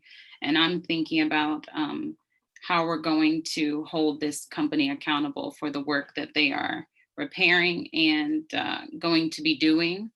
And will they also be responsible for upkeep? Are they providing a warranty on phase 1 and 2 repairs? So yeah, that was all. Yes. So I don't know, Lynn, were you going to speak to that? Yeah, I can certainly speak to that. We don't have the contract documents finalized yet pending the council's approval this evening, although we do have them in draft. And there are definitely warranty and other protections that are built into the contract documents. And I know that the first company was unable to complete this work. Are we, well, okay, that's all I have for now. Thank you. Thank you, Lorianne. We'll go to Ryan. Thank you. I was just wondering if there was an estimate, assuming that we move forward and approve the resolution tonight, of how long the design and construction will take to be completed. It seems to me that if we do move forward, the timing is actually pretty good considering we couldn't use the facility right now anyway due to COVID, and we won't be able to use it during the winter because of weather. And maybe there's a possibility it'll be ready for the season next year, but I don't know what the timing of the project would be.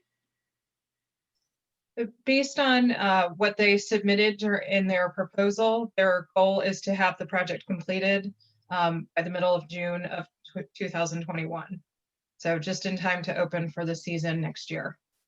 Great.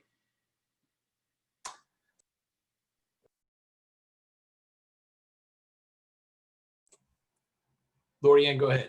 Oh, Mayor, I'd like to move the approval of the resolution. Let me just double check. Neil, did you have anything you wanted to add or? Everything's been covered. Thanks. Okay, so we have a motion. Ryan, did you second? Second. Okay, all those in favor say aye. Any opposed say nay. I'm going to call the roll. We'll go Councilmember Harris. Aye.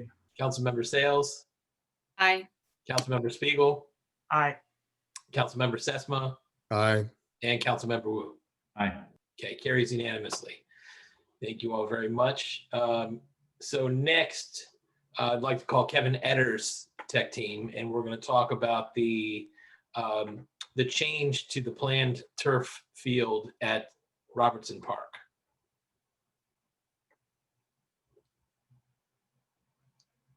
And we have Mark Scafidi too. Welcome, gentlemen. Go right ahead. Good evening, Mayor and City Council. The resolution before you this evening is to authorize the city manager to amend the design and build contract for Robertson Park Field Number 3, pure play non-infill synthetic turf system. Pursuant to Resolution R-67-19, the city entered into a contract with Rad Sports Corp. For the upgrade and conversion of field number 3 at Robertson Park from a grass field to a synthetic turf field, specifically the Pure Play non-infill system. As a result of the COVID-19 global pandemic, Rad Sports informed staff that the turf supplier Pure Play will be going out of business. Rad Sports submitted 2 options as a non-infill replacement. However, staff did not feel either option was a viable solution. Staff asked Rad Sports to submit a change order option for the organic infill system. Rad Sports submitted 2 change order options for an organic infill system. DPW staff held discussions with the city attorney and staff from finance and administration and procurement to ensure that the city would satisfy legal and procurement guidelines. As a result of the discussions, staff is presenting 3 options for proceeding. Change order option 1 would be the Shaw Sports Turf and Schmitz Pad with an additional impact of $59,450. Change order option 2 would be the Act Global Turf with the Brock infill with an additional impact of $37,450. Option 3 will be to terminate the contract, and the additional impact will be the loss of current expenditures and more time to rebid the project. Staff has evaluated all 3 options, and we do not favor option 3 to terminate the contract and rebid the project. Costs have been incurred for design, which has been completed to date, and a change to the turf system will not impact the design that has already been completed. Staff feels that it is in the best interest of the city to proceed with change order number 2 for the Act Global Turf System with the Brock infill. Therefore, staff is requesting to proceed with the change order option number 2. Funding for the increase is available in the overall CIP fund balance for the project. Do you have any questions? Thank you, Kevin. I'm sure there are going to be questions. I already see some hands up. I just wanted to note vis-a-vis the testimony from Diana Conway this evening that what we're looking at here, as you mentioned, was an existing contract. We'd already made a decision to install a turf field at Robertson Park, and at this point, because of the insolvency of Rad Sports, we're taking a look at a different infill for it. But I just wanted to make that note in case that wasn't clear to anybody who's watching this. And I saw Mike's hand go up first, so we'll go to Mike, and then I saw Rob. We'll go to him next. Yeah. So Kevin, can you? I know it's in the package, but for the public, can you explain the difference between the infill used in option 1 as opposed to option 2, and then how it compares to our existing field at Lakelands Park? Yes, the existing field at Lakelands is an organic infill. I believe it was a cork system, or I forget exactly what system it was. I think it was cork. The Shaw Sports Turf infill is a walnut shell. So, it has its pros and cons, I guess. It's a little firmer, a little heavier. And the Brock infill is a new infill.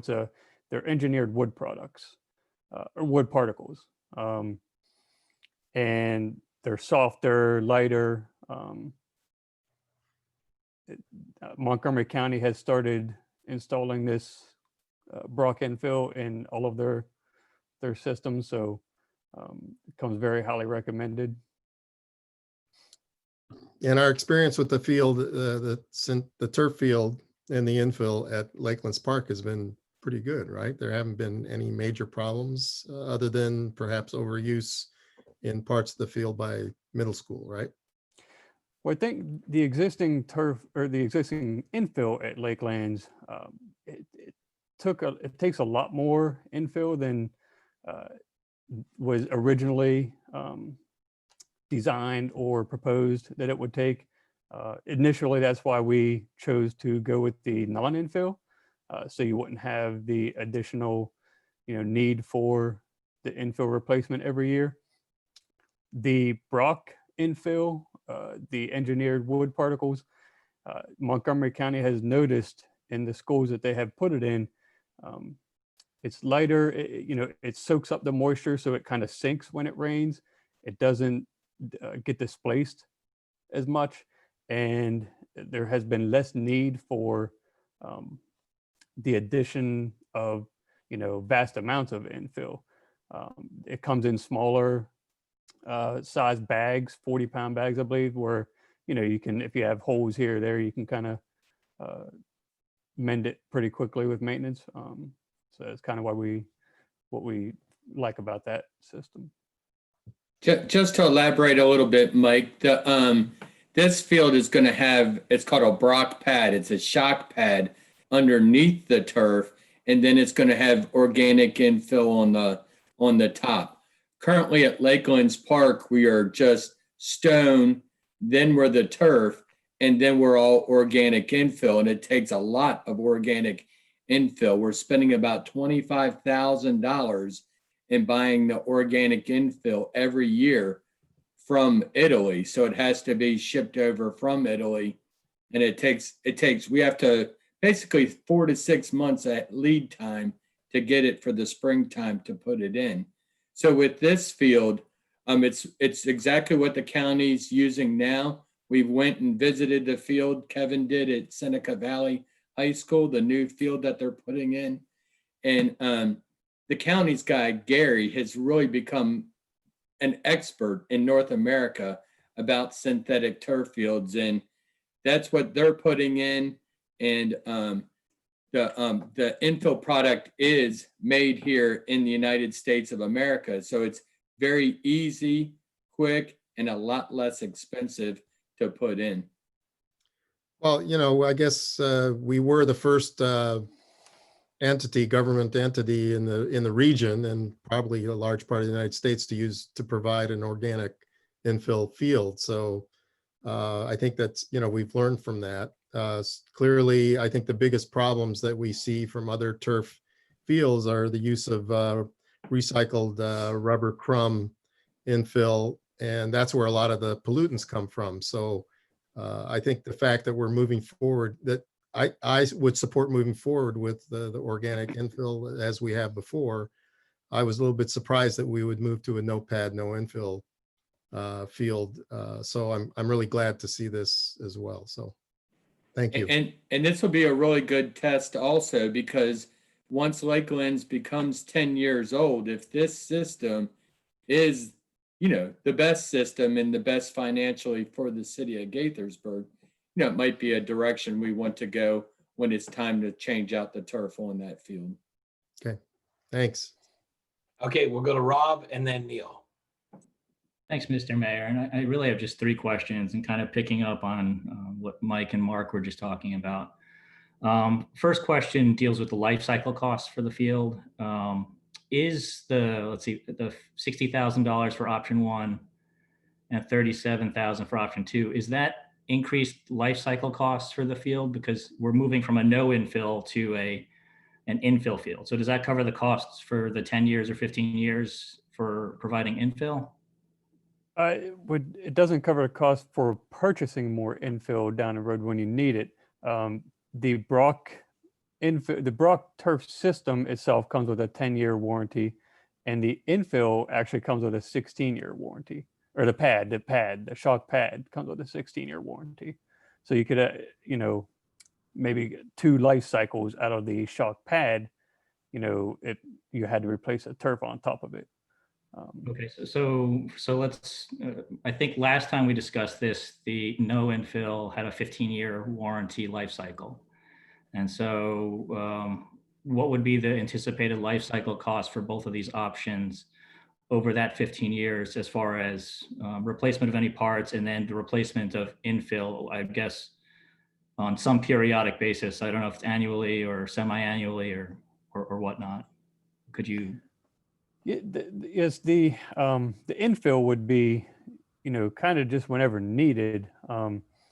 Like I said, the county has noticed that with the Brock system, with the infill, with the engineered wood particles, they don't get displaced as much, and they don't just biodegrade as quick. So they have had to add a lot less.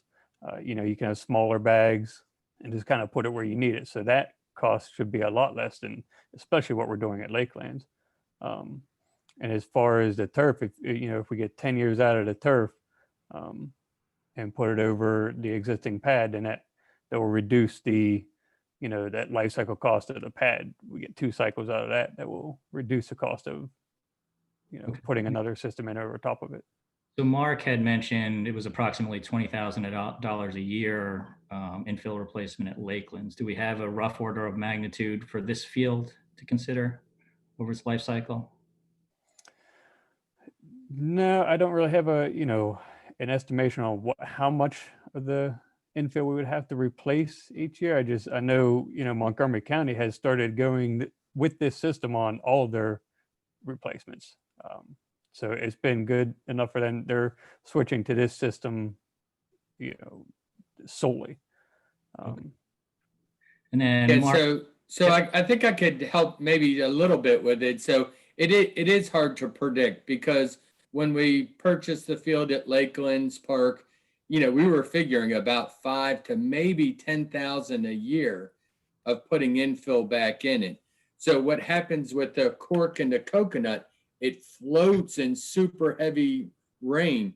And what's happening is it's spilling off of the field, and we can't pick it back up and put it back in the field. So with this new field, the county isn't having nearly as much runoff. So instead of buying super sacks, 2,000-pound bags to put the infill back in this field, we can go to a local supplier and buy a 40-pound bag and just put it in the one low spot that we have. So I think our cost reductions, and obviously we won't know till we've lived through it for a year, but maybe $3,000 a year versus $25,000 a year that we're doing at Lakelands.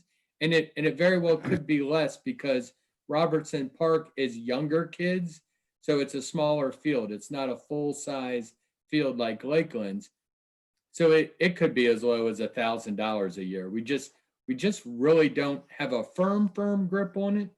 But and the county has really just started using it this past year. So we can talk to Gary and see, what they're paying.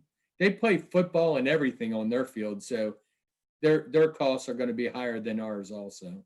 okay. Yeah, I mean, if this is not a new product, I'd be interested in knowing more about those who had experience with the product, what their annual cost would be for life cycle management. Second question is kind of dovetailing, Mark, on your comment about Lakelands Park is, as we're approaching the 10-year mark on that, we're, as you said, I think strategically thinking of whether we want to go a new direction if we like this. Obviously, that carries disposal costs, and so for fields like I've seen, it's up to $400,000 or $500,000 to do a disposal on a full field. Is that baked into this amount too, as far as disposition after the usable life of the field? So in our bid package, we will require that the turf company that replaces the field, is environmentally responsible with the disposal of our old field at Lakelands Park. So a lot of them are turning them into driving range mats and stuff like that. Some dog parks have gone with synthetic turf, and so there's a repurpose for the turf fields out there. But I know there for a while, when the product was new, it was tough to recycle it, but now people are getting creative on how to use the synthetic turf, because it doesn't need the shock value for a driving range mat or something else like that, where we have to have it GMAX tested for play.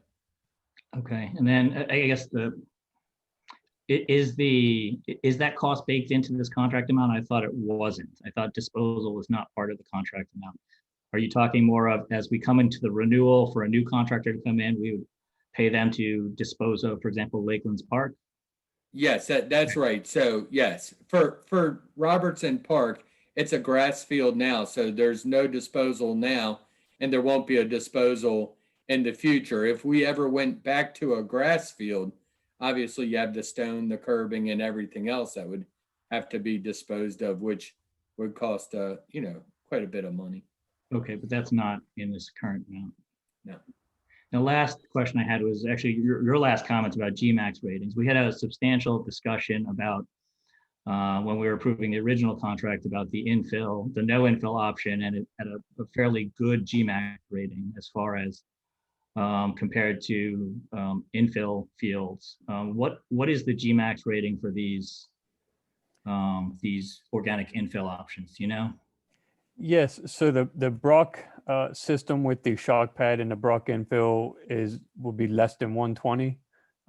And in our solicitation, we had, at installation, less than 125.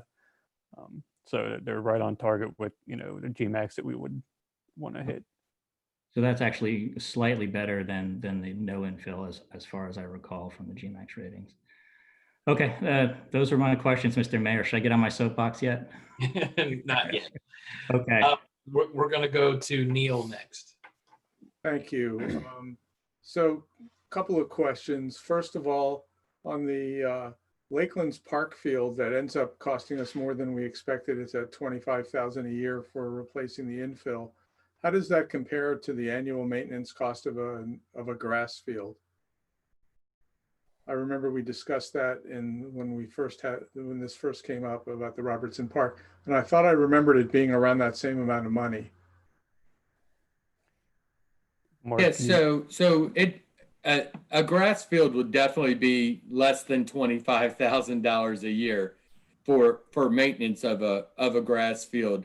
We weren't anticipating the use of so many super sacks to put the material back in the Lakelands field, but the Lakelands field also just gets so much play and so many hours on it from the middle school. So the middle school kids are, they're out there from the time school opens till the time school closes. Then the city puts programs on it, and then we have free play time and, obviously people that just go over the fence and play on the field also. So just as an aside, and I'll get to my second question in a second, does MCPS help cover the cost of maintaining that field? So we are in discussions with them now about some cost sharing ideas. So when the original agreement was put together, it was done with just the principal of the school in the city. So now it all has to go to a higher level in the county now. And we're going to work on that shared use agreement. And Lynn was in some discussions that we had with the county, about another field also. All right, I'm sure that will be very entertaining. The second question is regarding the warranty requirements. I would like to express some concern over making sure that the warranty is going to be available to us, given that the first vendor has gone insolvent. What is it that makes us convinced that this vendor is going to be around to service this product if there's some issues as we go forward? This vendor is, I think they've been incorporated since 06 or 07. They've been around a lot longer. The Rad Sports, the installer, has not put this system in yet, but they have just partnered with Act Global to start installing a lot of their fields. So they've been around a lot longer than Pure Play was and more established in the industry. Lynn, is there any other way we can protect ourselves on the warranty front if need be? Well, I mean, certainly we can require bonding during the construction period, but the bonding wouldn't extend, through the warranty period. So we would have to make sure that all of our warranty provisions in the contract, would provide adequate coverage. All right, given that this is still an evolving new technology is probably the wrong word, but you understand what I'm saying. And we saw that there were unforeseen issues with the Lakelands Park field. Although it's working well, it's costing a little bit more to maintain. I would just like to make sure that we're being extra cautious in making sure that that our needs for maintenance are covered. This is a very expensive project, so we don't want to have to be coming back in a few years and finding that we're on our own. So just my opinion of some words of caution. Thank you.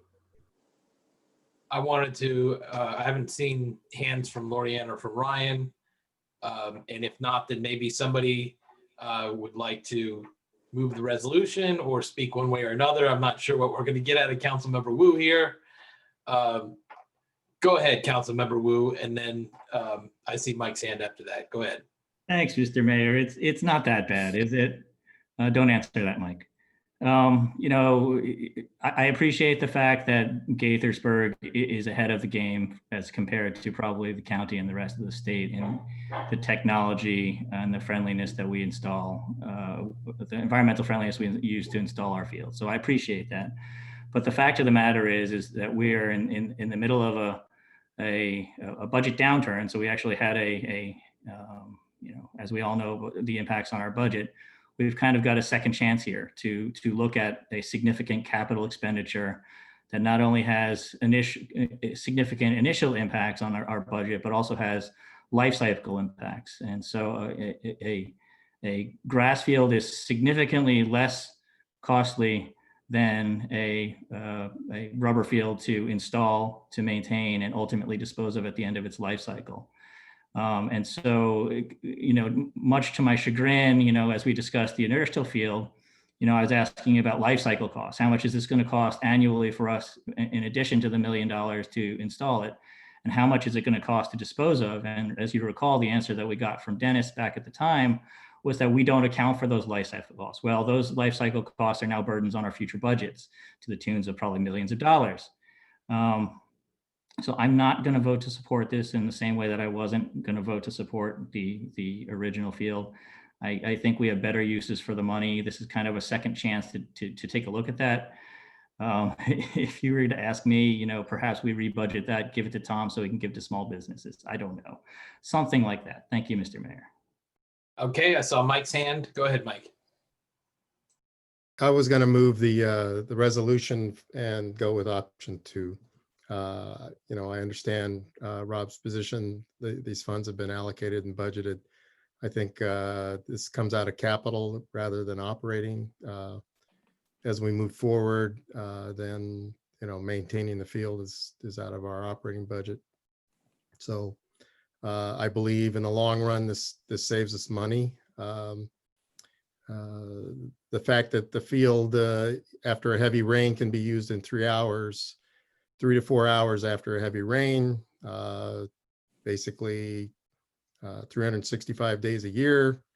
We're not losing, there's no downtime on the field, which is the biggest problem we have with a grass field. When you have to take it offline to reseed, to replant, et cetera, then, that becomes an issue and becomes a facility that isn't available to our residents to use and our partners to use. So that's why I am, I understand what Rob is getting at in terms of the life cycle cost. Also understand the issues with the budget. I couldn't remember whether or not we have project open space funding contribution for this. So I believe we do have program open space money for this project. When we were talking, I just couldn't bring up the dollar figure in my head. We can definitely get that to you, and I think Kevin might have that number for you. Yes, we have 500,000 Yeah, that's program it, open yeah. space. So I don't believe we can redesignate those funds. So we basically have to use those funds, correct? The program open space funds specifically for this use. So that's another reason I feel that we need to move forward on this. So I've moved the resolution with option 2. Okay, Lorianne, I saw your hand go up. Go ahead. Yeah, I wanted to second Mike's motion. I just wanted to reiterate that, I'm glad that the system has changed from the synthetic infill, and we're looking at a more organic option that will be less toxic for our users of the field, anyone playing sports, and our students. So I'd like to move the resolution. I'll second that. Okay, so we have Ryan, go ahead. Yeah, I know we're getting ready to vote, and I'm going to support the resolution as well, but I just wanted to make a few other comments. I see this as a long-term investment in an important recreational amenity for the community. I think the one that we've got at Lakelands Park has proven out the significant demand from our communities for this kind of amenity. They want and we'll use it, and we'll get much more use out of it than a traditional field, as has already been explained. I also think at this time, when we're in the middle of the COVID crisis, it really underscores for us the importance of having high quality outdoor opportunities for our communities. And I think Mike makes a very important point about program open space funding, which ultimately gets forfeited if we don't use it. It's $500,000 in money for the city, and we shouldn't just, basically give that back because we're not willing to move forward on a project like this. And I hear the point that this is not ideal. This is not what we originally intended to put here. There's really nothing we can do about the fact that the only viable company that produces the non-infill fields, is going out of business. We wish they weren't. We wish we could go forward with what we originally planned, but sometimes we have to, move on contingencies. And the reality is that relative to the overall cost of the project that we were prepared to spend and had budgeted already, it's only about a 3.5% increase to go with this alternative, at least on the capital costs. I do understand Rob's point that there will be, ongoing maintenance costs in our operational budgets going forward. But as staff told us, it's going to be far less than $25,000 a year. So even at a 20-year life cycle, it's still not going to be millions of dollars over the course of the years of maintenance. It's going to be less than that.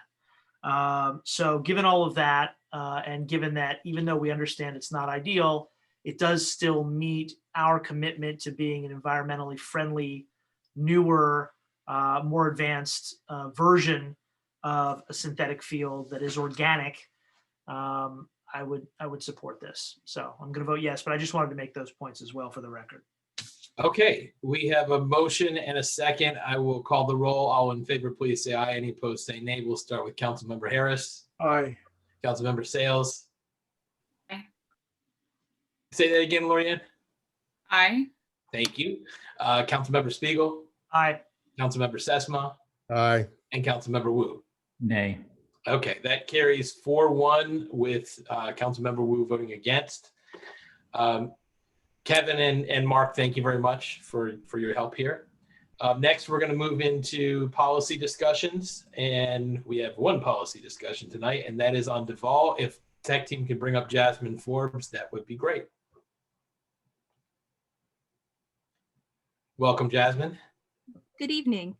So this is a policy discussion for concept site plan application SP-8415-2020.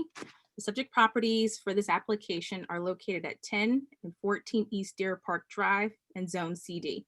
The applicant filed a concept site plan application requesting approval to expand the services for the existing Duval Funeral Home at 10 East Deer Park Drive. The application proposes converting an existing single-family house at 14 East Deer Park Drive to a funeral home with viewing parlors and associated crematorium. The plan also includes the expansion of the existing parking lot and other minor site improvements. A public hearing for this application was held on August 3rd.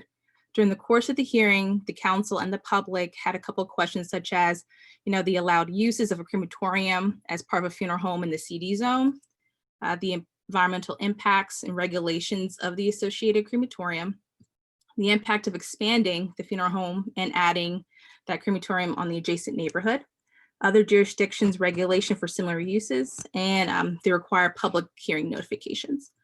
At the conclusion of the hearing, the council made a motion to close the record at 5 p.m. on September 2nd with policy discussion and final action on September 21st. But on the August 17th meeting, the council, at the request of the applicant, granted an extension of the record until September 16th to allow the applicant to do community outreach. The applicant held a virtual community informational meeting on September 9th to discuss the project with the community. In response to the comments received, the applicant submitted letters summarizing their response to all comments received during the public hearing.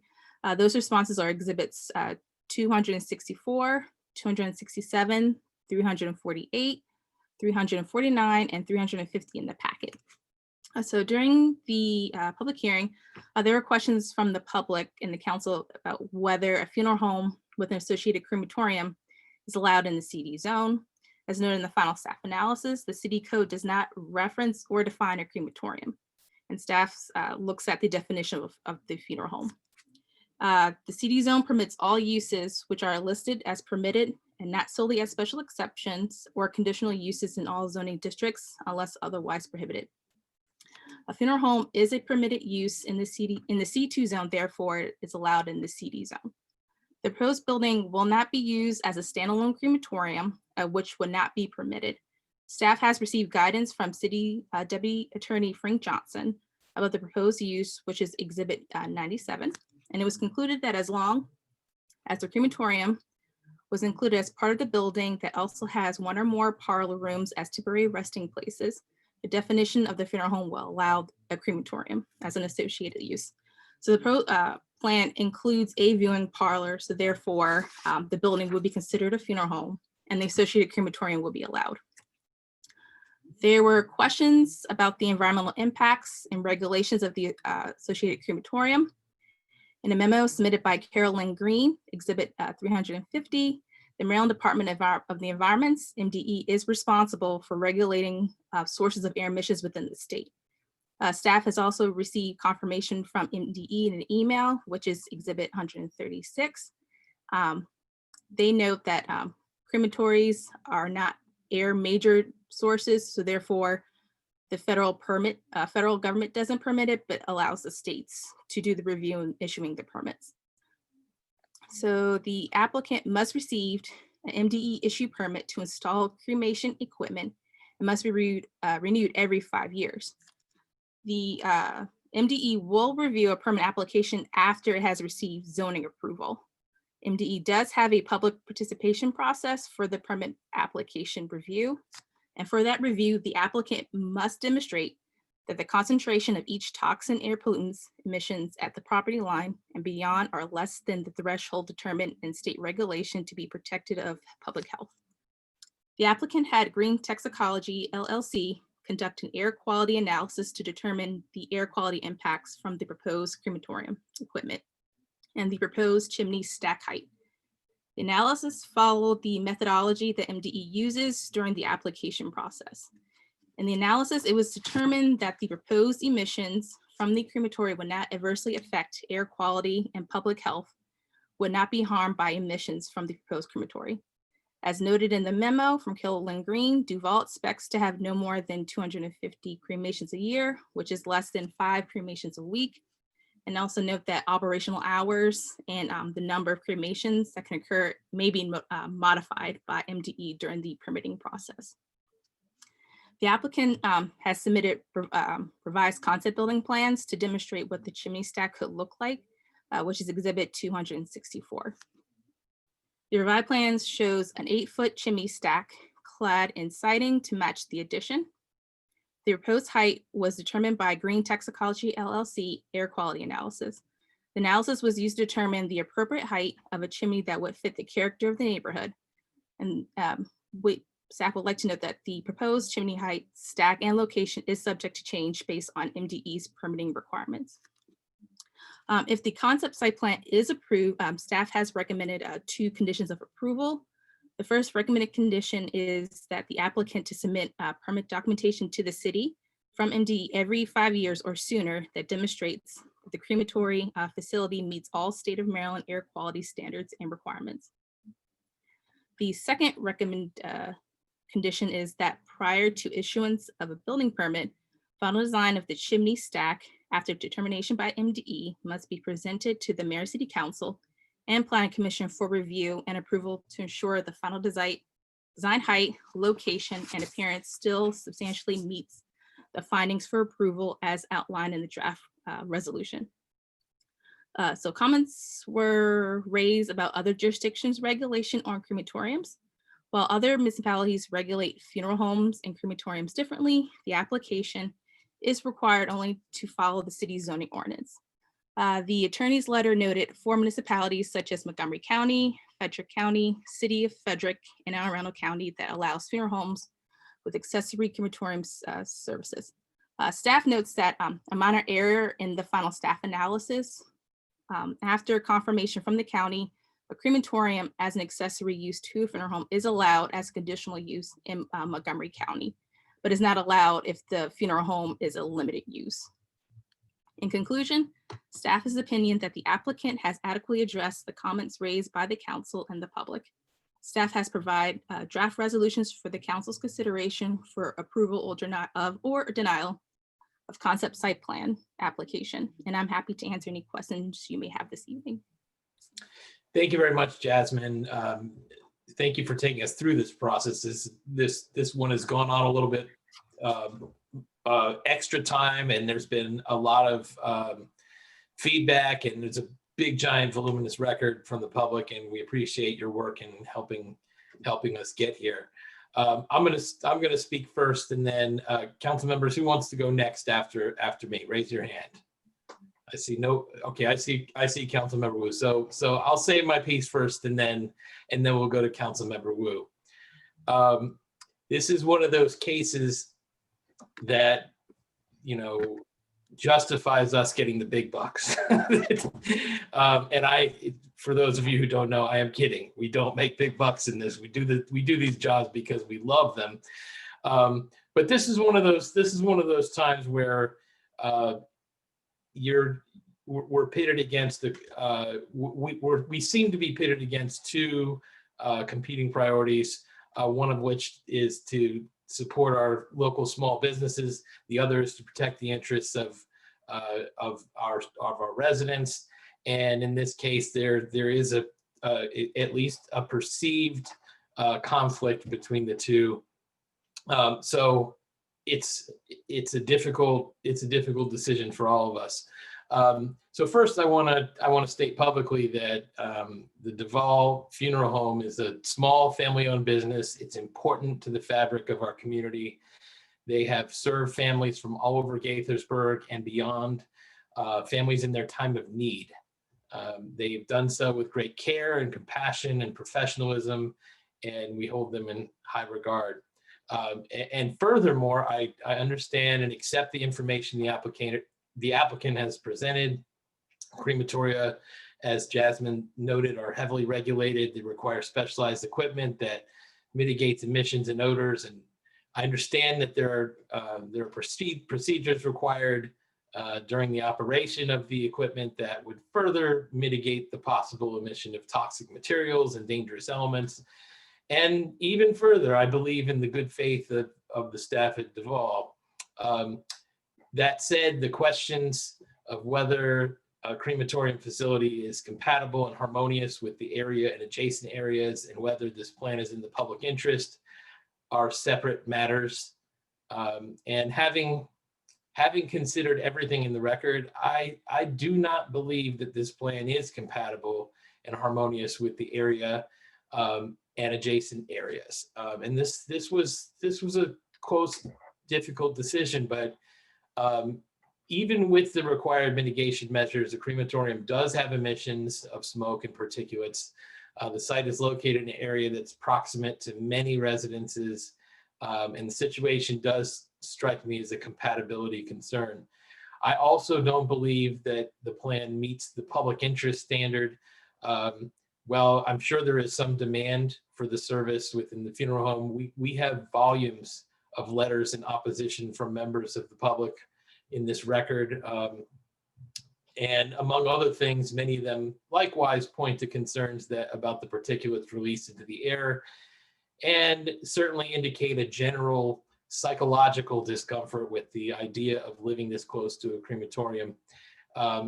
And given this extensive record of nearly unanimous opposition from the public, it's just hard to argue that the plan is in the public interest. And so while I don't have a vote here, if I did, I would vote to deny the application. And again, I express my sincere high regard for the folks at Duval. I wish them every success in fulfilling their very important mission. And if the council votes to deny this application, I hope Duval will be able to find a more suitable place nearby for this facility. I found it notable that a great many of the letters that we received from the public suggested that the crematoria are more appropriately located in industrial zones. And there are a number of industrial zones within a few square miles. I'm sure our staff would work with you to identify some nearby if you were interested, and I would certainly support that. So that's my piece, and I will move on to Councilmember Wu, and then I see Neil Harris's hand. Thanks, Mr. Mayor. And you expressed my opinion on this to the T. And so I appreciate your thoughts on this. I will note, and perhaps I'll rely on Lynn maybe to look into this, is that I'm not sure crematoriums are permitted in any of our zones right now in Gaithersburg. So if we were to try to support the Duval business or any other business to find a suitable location within the city for a crematorium, we might also have to look at ordinance changes as well. I may be incorrect on that, but just throwing that out there. Now, I've got another issue. In addition to the very well put thoughts that you laid out there, which I wholly agree with, is that, you know, in looking at the ordinance itself, and I'm going to put my lawyer hat on here, I reach a different conclusion than staff does as to whether or not a crematorium is a permitted use under the CD zone. And the reason I say that is because I've been thinking about this and I've been parsing through the language in the ordinance itself. And there's no mention of the word crematorium in the funeral home definition for the zone. And so the interpretation of staff is that the crematorium comes in through the language as an ancillary use to the temporary resting place for dead bodies, which we all associate with funeral homes. But for space and facilities for the preparation of such bodies for burial and other final disposition. And so in looking at that language, I do not view cremation as being the preparation of the body for some kind of final disposition. And so, you know, when you think about this even colloquially, you think about what are the various dispositions of bodies. You know, my aunt was buried in a cemetery. My grandfather was cremated. My stepfather was a Viking and he had a Viking funeral down the river. Or, you know, I suppose Daniel was fed to the lions, although he didn't ultimately dispose that way. So I don't view that sentence as incorporating cremation. And if you look at the language of the ordinance itself, it is very particular in what the ancillary services that are allowable as an ancillary use to the temporary resting place for dead bodies, dead human bodies. And none of those relate to the incineration or the operation of a commercial incinerator on the premises. And as was noted before, cremations are a well-known disposition for bodies. They're also a well-regulated disposition for bodies. So one would think in that very specific list of uses that this well-known, well-regulated use would be specifically articulated in the ordinance itself. And so on that basis, as a preliminary matter, I don't think we meet the legal threshold for even considering a crematorium under this definition in this zoning. But even if it were to be permissible, as staff articulates, you know, Mr. Mayor, as I said before, your articulation of both the environmental impacts, the public sentiment, the operation of a commercial, I think you used the word industrial type use, so close to a residential community. I mean, I think we measured it out in the last meeting. It was within 100 feet of the nearest residential and residential residence. And this, in fact, used to be a residence as well. So I don't see this use as being compatible with the surrounding area. I don't see it as being in the public interest to approve, but I'm wholeheartedly on board with your suggestion to the extent that it's permissible, and to the extent that it's not permissible, that we even look at changes to look at an appropriate place for this long-serving and respected business to be operating in the city, in what I think has been articulated by some as being, you know, a culturally important way of final disposition of bodies and loved ones, I guess. So, thank you, Mr. Mayor. Thank you, Rob. We'll go to Neil and then Lorianne. Thank you. So I would like to just echo some of what the mayor said. You know, looking at the voluminous correspondence from both parties, looking at the science and things like that, I think this all comes down to the concept of, is this harmonious with the surrounding community? And looking at our zoning map, this property and the CD zone are very uncomfortably close to a very large residential community. And I made a suggestion already after the last discussion that we had to the planning staff and to the economic development staff, that I think we need to relook at this, at the zone itself, and determine if all the uses that are, or determine what uses are really appropriate for at least the sections of the zone that are this close to housing. I mean, when I think of the 355 corridor, which is what this zone was designed for, I think of a lot of commercial uses, including some that are less popular, like filling stations and things like that, that you see along a road like this. However, I do think we need to take a close look at the zoning map and the zoning regulations going forward, hopefully with input from the surrounding community, because there are parts of this zone that are right next to houses, as Councilmember Wu said, within 100 feet of houses. So I'm also, for the reason that this does not strike me as being harmonious with the surrounding community, I will not support this project going forward. Thank you, Neil. We'll go to Lorianne. Right. Thank you, Mayor. A lot of what's already been said, I don't want to repeat, but I did want to mention that, you know, while Duval's exterior renderings of the building are congruent with the neighboring properties, I don't agree that this use would be compatible with the neighboring properties. This Duval has run their business in the city for over 25 years, and they've always been good neighbors. And I think this change in their business would definitely impact the neighboring properties. Not to mention the environmental impacts that have already been mentioned don't improve the quality of life of the residential neighborhood. The project, from what we've heard from our residents, would not necessarily enhance the city's economic vitality. And I don't think it's appropriate for this site. I know that some of the information included mentioned other jurisdictions and their designation for a similar usage. Montgomery County mentioned that this sort of usage would be considered heavy industrial.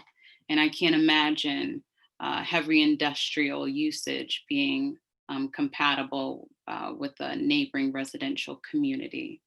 And so with concerns about traffic from pedestrians, increased traffic from cremation services, I do not agree that, I agree with the overall consensus that this is not in the public's interest, and I would not support this plan moving forward. Thank you. Thank you, Lori Ann. We'll go to Ryan and then Mike. Thank you, Mr. Mayor. Just at the outset, want to remind everybody in the public who's observing our discussion that this is a quasi-judicial proceeding, which means that even though we are generally a legislative body, our job with this particular proceeding is to approach it essentially as judges weighing what's in the public record without considering information or comments that were not submitted for the public record. And we really have one specific question, which is to determine whether the application meets all 8 of the required findings under section 24-160 G7B of our zoning code. And many of my colleagues have spoken about specific aspects of that provision, focusing in on 1 or 2 or 3 of the factors for which we need to find that the application meets the requirements. For me, I'll start with elements 1 and 2. I actually do find, after some serious consideration, that the plan is substantially in accord with regulations, requirements, and guidelines adopted for the applicable corridor area, and that it meets or accomplishes the purposes, objectives, and minimum standards and requirements of its particular zone. And therefore, it also meets the requirement number 3, that it is in accord with the master plan requirements. However, the tougher call is when you get to element 4, which has been cited by many of my colleagues already tonight. And again, the application has to meet all 8 of the findings. And requirement number 4 is that the plan be internally and externally compatible and harmonious with existing and planned land uses in the CD zoned area and adjacent areas. So it's not just that it's compatible and harmonious with the uses within the CD zone, but also with the adjacent areas. And I think that's a critical piece of the required finding that we need to consider. And that makes it a tougher call.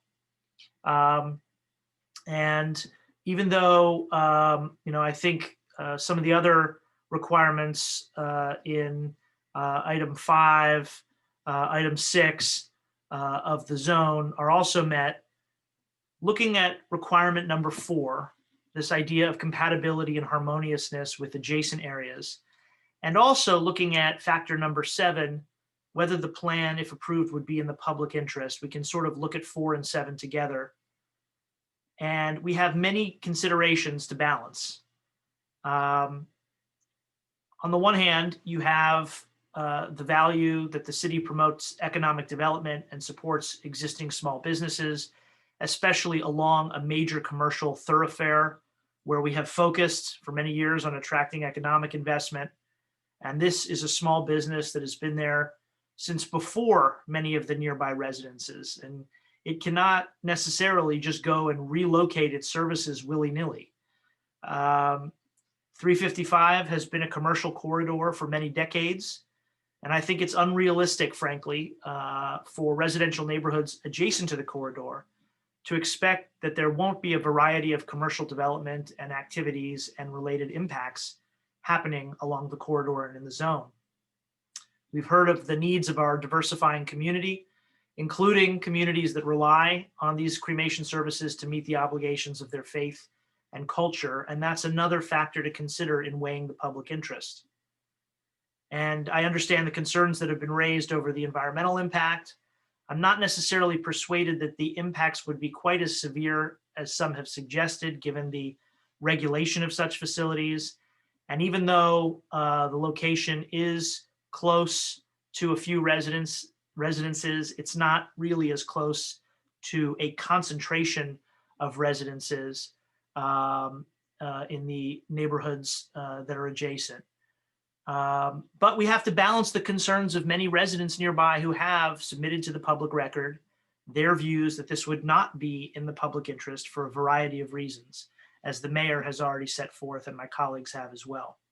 I do want to take this opportunity again to have a learning moment for those who are advocating for and against projects in the city, that messages that are hyperbolic or alarmist in tone are not nearly as effective as those that are thoughtful and respectful and appropriately toned for us to consider. But the vast majority of the messages that we did receive were the latter, that had been placed into the public record. Obviously, we cannot consider things that are outside the public record.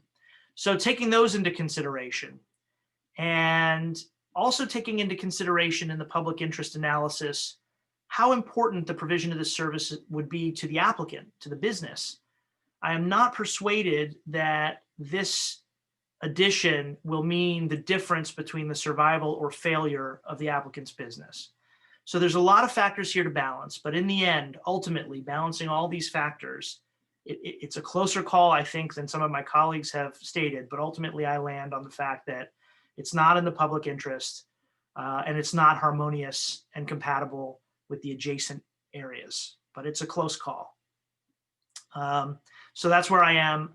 And because it doesn't meet all 8 of the requirements, I'm forced to vote to deny the application. Thank you, Ryan. We'll go to Mike. Yeah, thank you. My colleagues were quite thorough and comprehensive in their comments on this. I find myself, I will associate myself with those remarks, beginning with the mayor. And then the details, basically conditions 4 and 7 that Ryan just reviewed. I believe the last issue you brought up in terms of that Ryan brought up was whether or not this was going to be make or break for the Duvall family and their business. And I specifically asked that question during the hearing, and the answer was it wouldn't be. So that's helpful. And I'm sure that almost everybody in the community at some point or another, as long as you've lived here, has been in that funeral home or used the services that that family business provides. And I don't think that will end with this. But I'm struck by the fact that the property we're looking at is actually platted as a residential property in the zone that is immediately adjacent. It was a former family home, single family home. So, you know, the idea that it now becomes distinct from the adjacent neighborhood is kind of far-fetched. So it's really an issue of harmonious and compatible uses to the adjacent area and the best interest of the public. So I can't support this for those particular reasons. I agree with the issues about what is the CD zone and what are we going to allow in it. I think that gives us, I think this certainly gives us yet another reason for looking at the zone and what it actually means and what's permitted there, especially given Ryan's interpretation and reading of what's allowed. I will defer to the legal scholars who I serve with here, as well as the legal staff of the city on that particular issue. But it's certainly something that we should address. But for this particular use, I don't find it's in the best interest of the community, the surrounding community, or the city in general. I wish the best to the Duvall business. I hope they do find a location. Whether or not that location is in the city, I'm not sure that there is a location in the city that would be suitable where a zone would allow this this kind of service to be provided. So that's where I am. I will.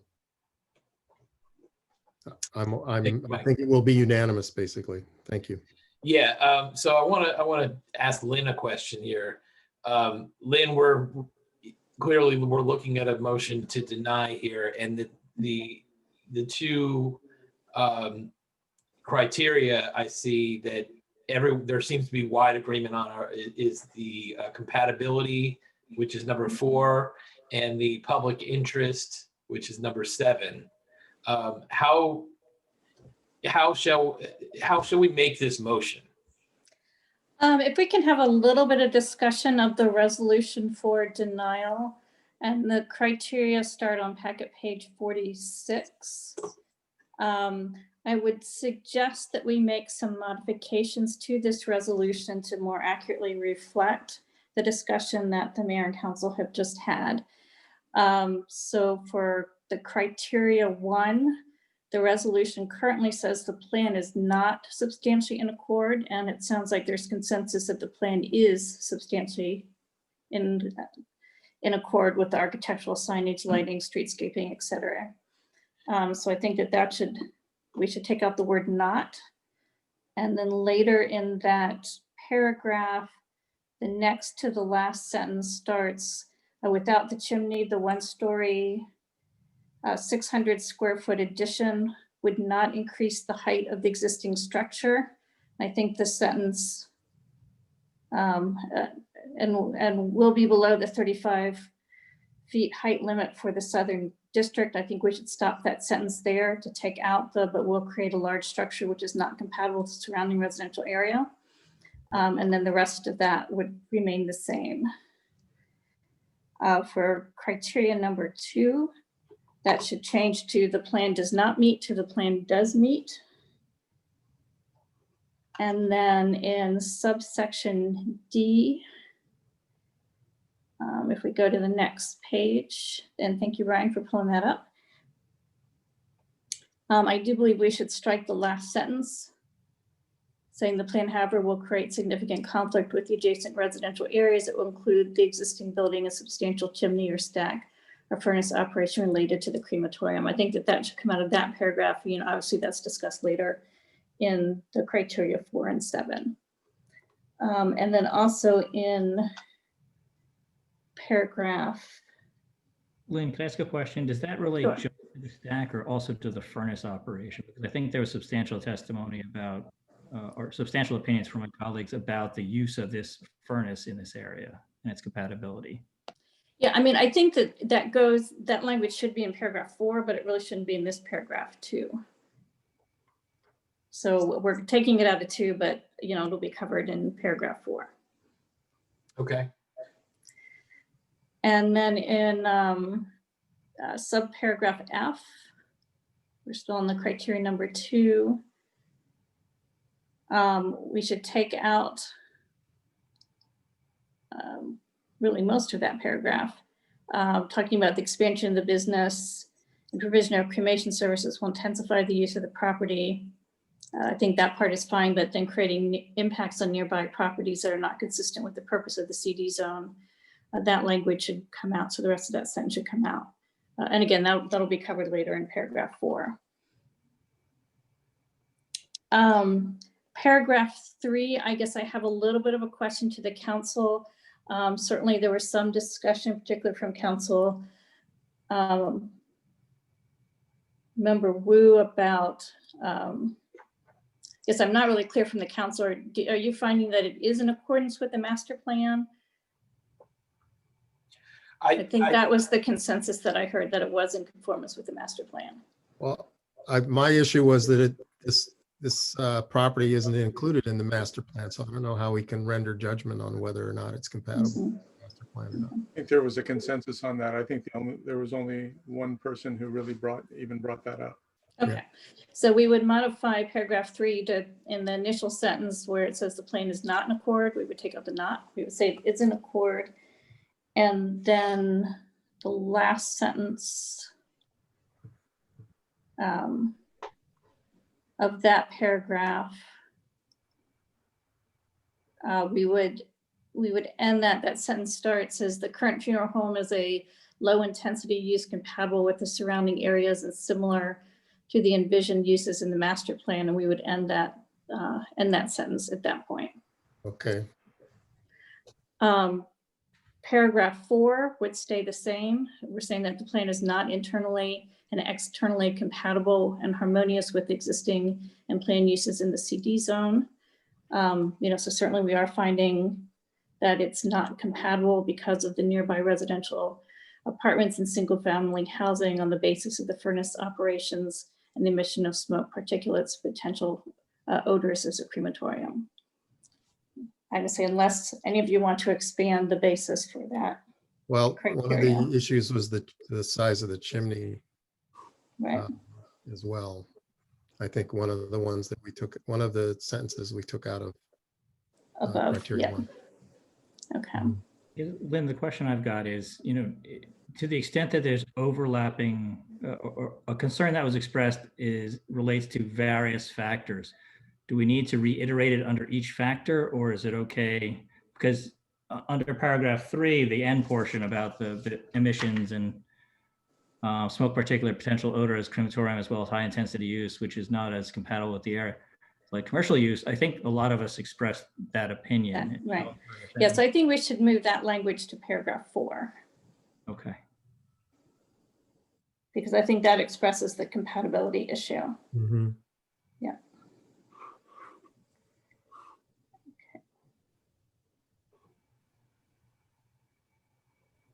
Okay, then paragraph 5 would stay as is. Paragraph 6 would stay as is. And then paragraph 7 and 8 would stay as is.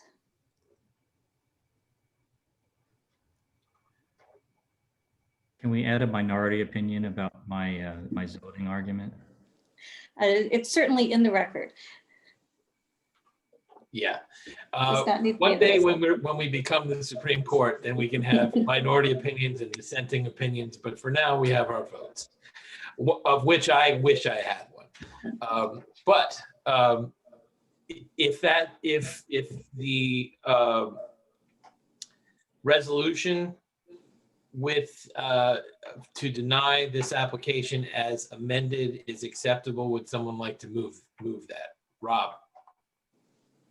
Thanks, Mr. Mayor. I'll move the resolution as amended and articulated by Attorney Board. Okay. Second. Lorianne, I will call the roll. All those in favor say aye. Any opposed say nay. Councilmember Harris. Aye. Councilmember Sales. Aye. Councilmember Spiegel. Aye. Councilmember Sesma. Aye. And Councilmember Wu. Aye. Okay. Thank you very much. Jasmine, thank you. And we sincerely wish the applicant luck. And if there are ways that we can be of assistance in moving forward, then we hope we can. Next, I'd like to call up Dennis Enslinger, Deputy City Manager, and Jess Kwasny to talk about the MDOT Consolidated Transportation Plan. And then we have another matter to discuss after that too. Welcome, Jess, go right ahead. Good evening, Mayor and City Council members. I'm Jess Kwasny, the Legislative Affairs Manager of the City of Gaithersburg.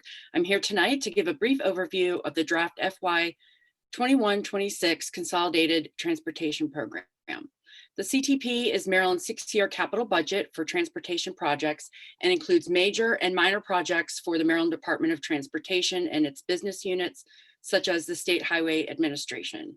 The FY 21-26 CTP has not changed much from the FY 2025 plan. However, as you can imagine, due to the economic challenges and uncertainty the state has faced in 2020 due to COVID-19, virtually all MDOT operations and revenues have been impacted. So in response, MDOT reduced its revenue projections and the estimated state revenues for this draft CTP and reduced that by $2.6 billion than the last estimates for the FY 2025 CTP. As outlined in the staff memo, which begins on packet page 945, the City of Gaithersburg is associated with 4 MDOT State Highway Administrative projects, 2 Maryland Transit Administration projects, and MDOT's bicycle and pedestrian related project. The city's most immediate need is to address the capacity issues that remain at Maryland 117, Clopper Road, Diamond Avenue. As you know, prior to COVID-19, the completion of the Watkins Mill interchange was expected to significantly impact the use of Clopper Road.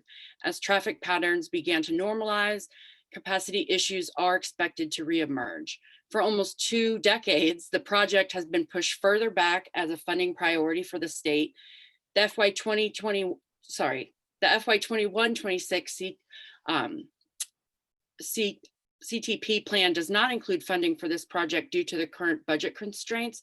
However, staff does note that while this project remains on hold, they do plan to do some type of evaluation on the impacts to Clopper Road resulting from the opening of the Watkins Mill interchange. The state has not specified what those are yet, as they're waiting to see what the traffic levels look like and if they begin to normalize in the spring. The state indicated, similar to what staff has seen, that currently the traffic has not returned to pre-COVID levels, resulting in little impact to Clopper Road right now. Included in your packet are draft comments the mayor can submit if the city council is interested in having Mayor Ashman do so. You can find that draft letter on page 961 of the packet. The comments are similar to comments that the city has submitted in the past, and staff is here to answer any questions that you may have. Thank you, Jess. I did read this background material in the draft letter, and it seemed appropriate to me. I look forward to hearing from the council who'd like to speak to this. Don't answer it once. Okay, Mike. So I think the biggest concerns I have are the issues of improvements at Clopper basically between the on-ramp to 270 South all the way up to Long Draft. And in particular, the intersection of Watkins Mill and Clopper are considerable concerns. We've already had complaints about how the left turn from eastbound Clopper onto Watkins Mill is actually causing some problems backing up towards Long Draft. So certainly I think that's an area that needs addressed. I guess the other continuing issue is the CCT issue and how that figures into the state's plans. I know that was handed over to the county and to us, I guess mostly the county. So I'd still like to see some reconsideration about CCT and planning for it, since the state has already invested quite a bit in the planning of the routes and the locally preferred alternative. So those are the two main issues that I was concerned about. Okay, Neil. I was also going to comment on the CCT, but it's probably not appropriate for this particular item, given that the CCT has been handed back to the county. I'd like to make sure that we're in communication with the county. And I know in talking to County Executive Elrich, he seems to have come down on the same position that we had expressed long ago, in that the route had become more overly convoluted and therefore slowing transportation times from one end to the other, and was suggesting that it be straightened out and turned into possibly two separate routes, which I know was in Mayor Ashman's letter to the state, which was rejected probably 4 years ago now, something like that.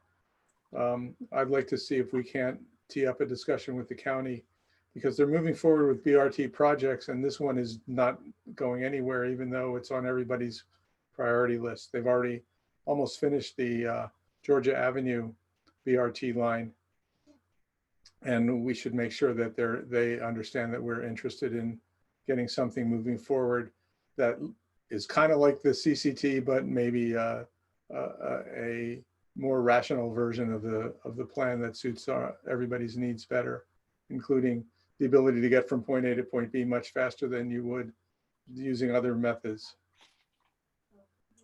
Otherwise, I'm completely comfortable with the letter as it stands. Thank you, Neil. For the record, that letter about the CCT routes was more than 4 years ago. It was when I first became mayor, it was 6 years ago. Who'd like to, if anybody would like to add some more guidance here? Not seeing any from the council members. Jess, I guess I certainly don't disagree with adding a little more emphasis to the Clopper Road asks here and to the CCT. I think, You nod your heads, guys, if you're generally okay with that. Okay, I see it. So Jess, if you just want to, turn up the volume a little bit on those two items, then I think we're good to go. Okay. And then you guys wanted to talk, you had another issue you guys wanted to talk about. Sure. Yes. We also wanted to share that the Washington Metropolitan Area Transit Authority is holding a public hearing on proposed system-wide Metro Rail changes in Metro bus services and hours of operation on Tuesday, October 13th. And they will make those final changes permanent on December 2020. The changes do not impact the Metrobus extra route that ends at Lake Forest and travels Maryland 355, but it does affect the Red Line. Metro Rail service will be adjusted and closed earlier. The changes to service and hours could impact residents who use the Metro Rail to travel to and from work later in the day and evening, specifically some service industry, restaurant workers, industries like that.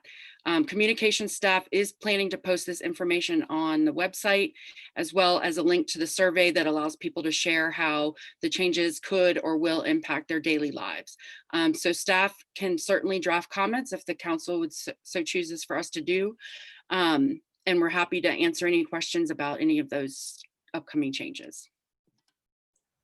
Lorianne, please. Thank you, Mayor. So thank you, Jess, for the draft letter.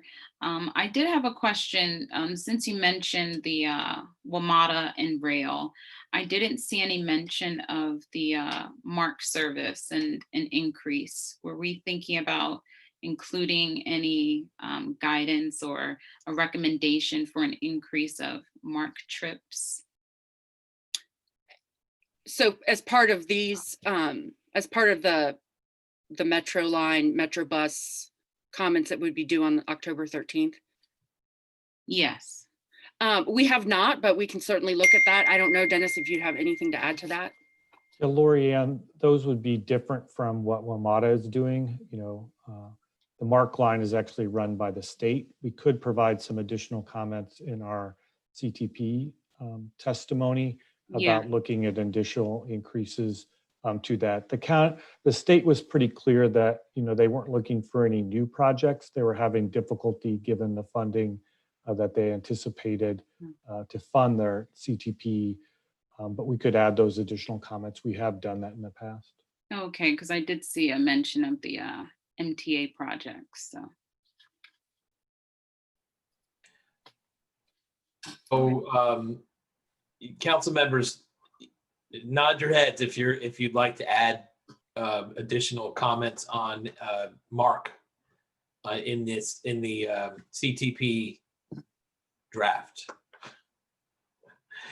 Okay. Well, okay.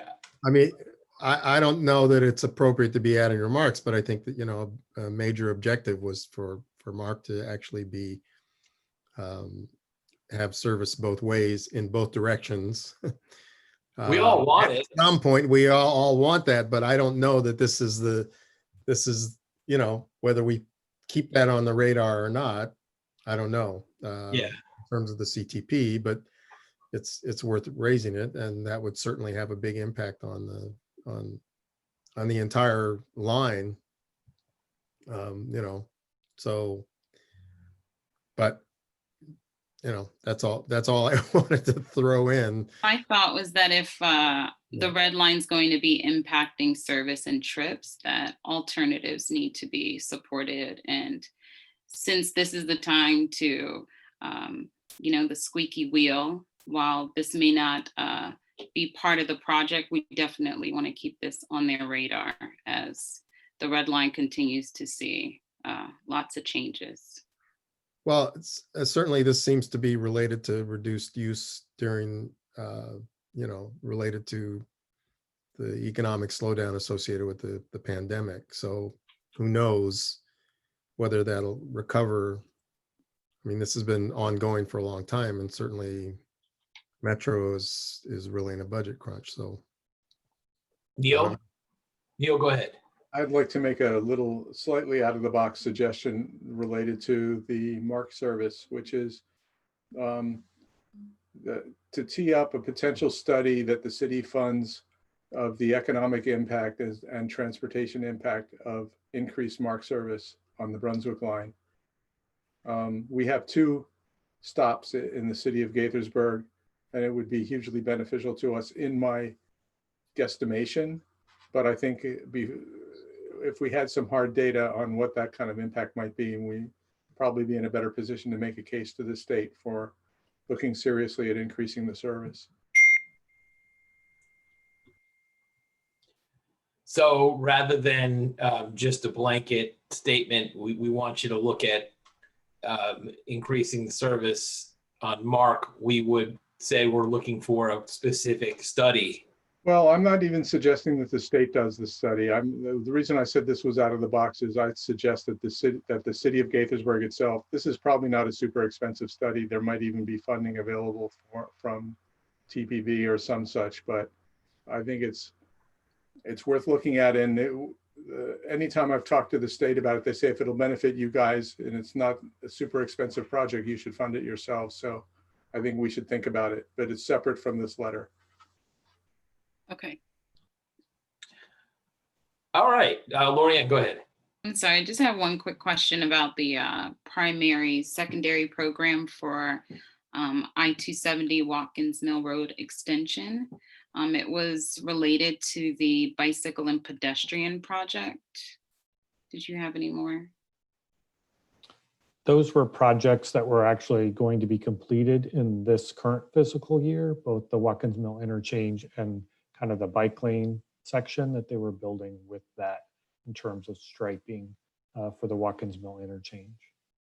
Okay, so is that already underway or It's already underway. They listed as a project that's currently being developed and would be completed before the adoption of the CTP. Okay, thank you, Dennis. Okay, Jess, do you feel guided? Sure. I just was wondering about the Metro Rail changes in service, on whether or not you would like a letter submitted or not. Again, Council members, raise your hand if you want us to submit a letter to WMATA. Okay, I'm not seeing that one, Carrie. So let's skip that one. okay, well then I will work on another draft and get that back to you. Okay, thank you, Jess. Thank you. Next, we have from tech team. We can keep Dennis up here. We have from the city attorney. I just have one item for you all this evening. Chairman Pai of the Federal Communications Commission announced today under a blog kind of ironically entitled Halloween Treats, a new proposed order for the FCC that will allow expansion of existing communication facilities. What this would do, it would allow the small cell providers to place equipment on existing facilities. So for example, we have a number of towers, we have leases. It would allow them to add equipment onto those towers without any additional city approvals. It also allows them to excavate and deploy up to 30 feet in any direction outside the existing site. That could impact, we have a number of towers, for example, in parks, where it could allow them to expand their ground facilities up to 30 feet in any direction. This new order will be considered at the FCC's October 27th meeting. They haven't actually submitted the draft order yet. That's supposed to come out tomorrow. So once we see the full language of the draft order, certainly we will get that out to you, and then most likely consider if we're going to submit some testimony on that matter. Neil. How does that not violate the constitutional rule against taking? That's a really good question. I anticipate, as with most of the FCC orders, this may be another one that would go up on appeal. We've raised lots of constitutional questions to the recent FCC orders. I just feel like the direction this is going to be just pointing willy-nilly to places and requiring that we have 5G everywhere. I think that is the intent. Yeah, Neil. Yeah, I'd just like to point out on 5G, having seen some more recent information, there are really 3 levels of 5G service. Basically, we could call them slower, medium, and faster. The slower being, of course, faster than 4G. The slower service goes over longer distances. And the small cell facilities would be only for the very highest level of service. So if Apple announces the iPhone 12 next week that supports 5G, it may or may not even support the fastest level of service, but that's more for future. And the benefits of 5G are largely going to be supplied by slower and farther reaching and less disruptive services. So I think we're going to live to fight another day, but it's still, I just wanted to share that information because that's some of the latest reading I've been doing as the new phones come out. Thank you. Yeah, I think that the speed with which technology advances in this area is going to make some of the current 5G facilities obsolete within a short period of time. So, by the time the technology improves, the facilities we look at might be a lot smaller and a lot more compact and perhaps more efficient than what they want to disseminate at this point. But I'm still concerned about preemption issues and, controlling what the city is able to regulate and manage. So within the areas that we control. So. Thank you, Mike. Anything else, Lynn? That's it. Okay, Dennis, did you have some stuff for us? I just wanted to follow up on Councilmember Wu's question about whether we do kind of a lessons learned for the CIP projects. In particular, I think he was referencing the Plaza Fountain project. We do those lessons learned for each of the CIP projects. So we go back and look at things that went well, and sometimes there are things that don't go well, and we try to integrate those into our process and learn from those situations. Thank you, Dennis. And again, best to your family in this difficult time. Thank you. As I mentioned, the next meeting of the Mayor and Council is a work session next Monday. We're going to hear a report on the effects of the pandemic on our local economy and strategies that we can consider moving forward. And then the next regular meeting of the Mayor and Council is on Monday, October 19th. Next time, let's do great things. We are adjourned.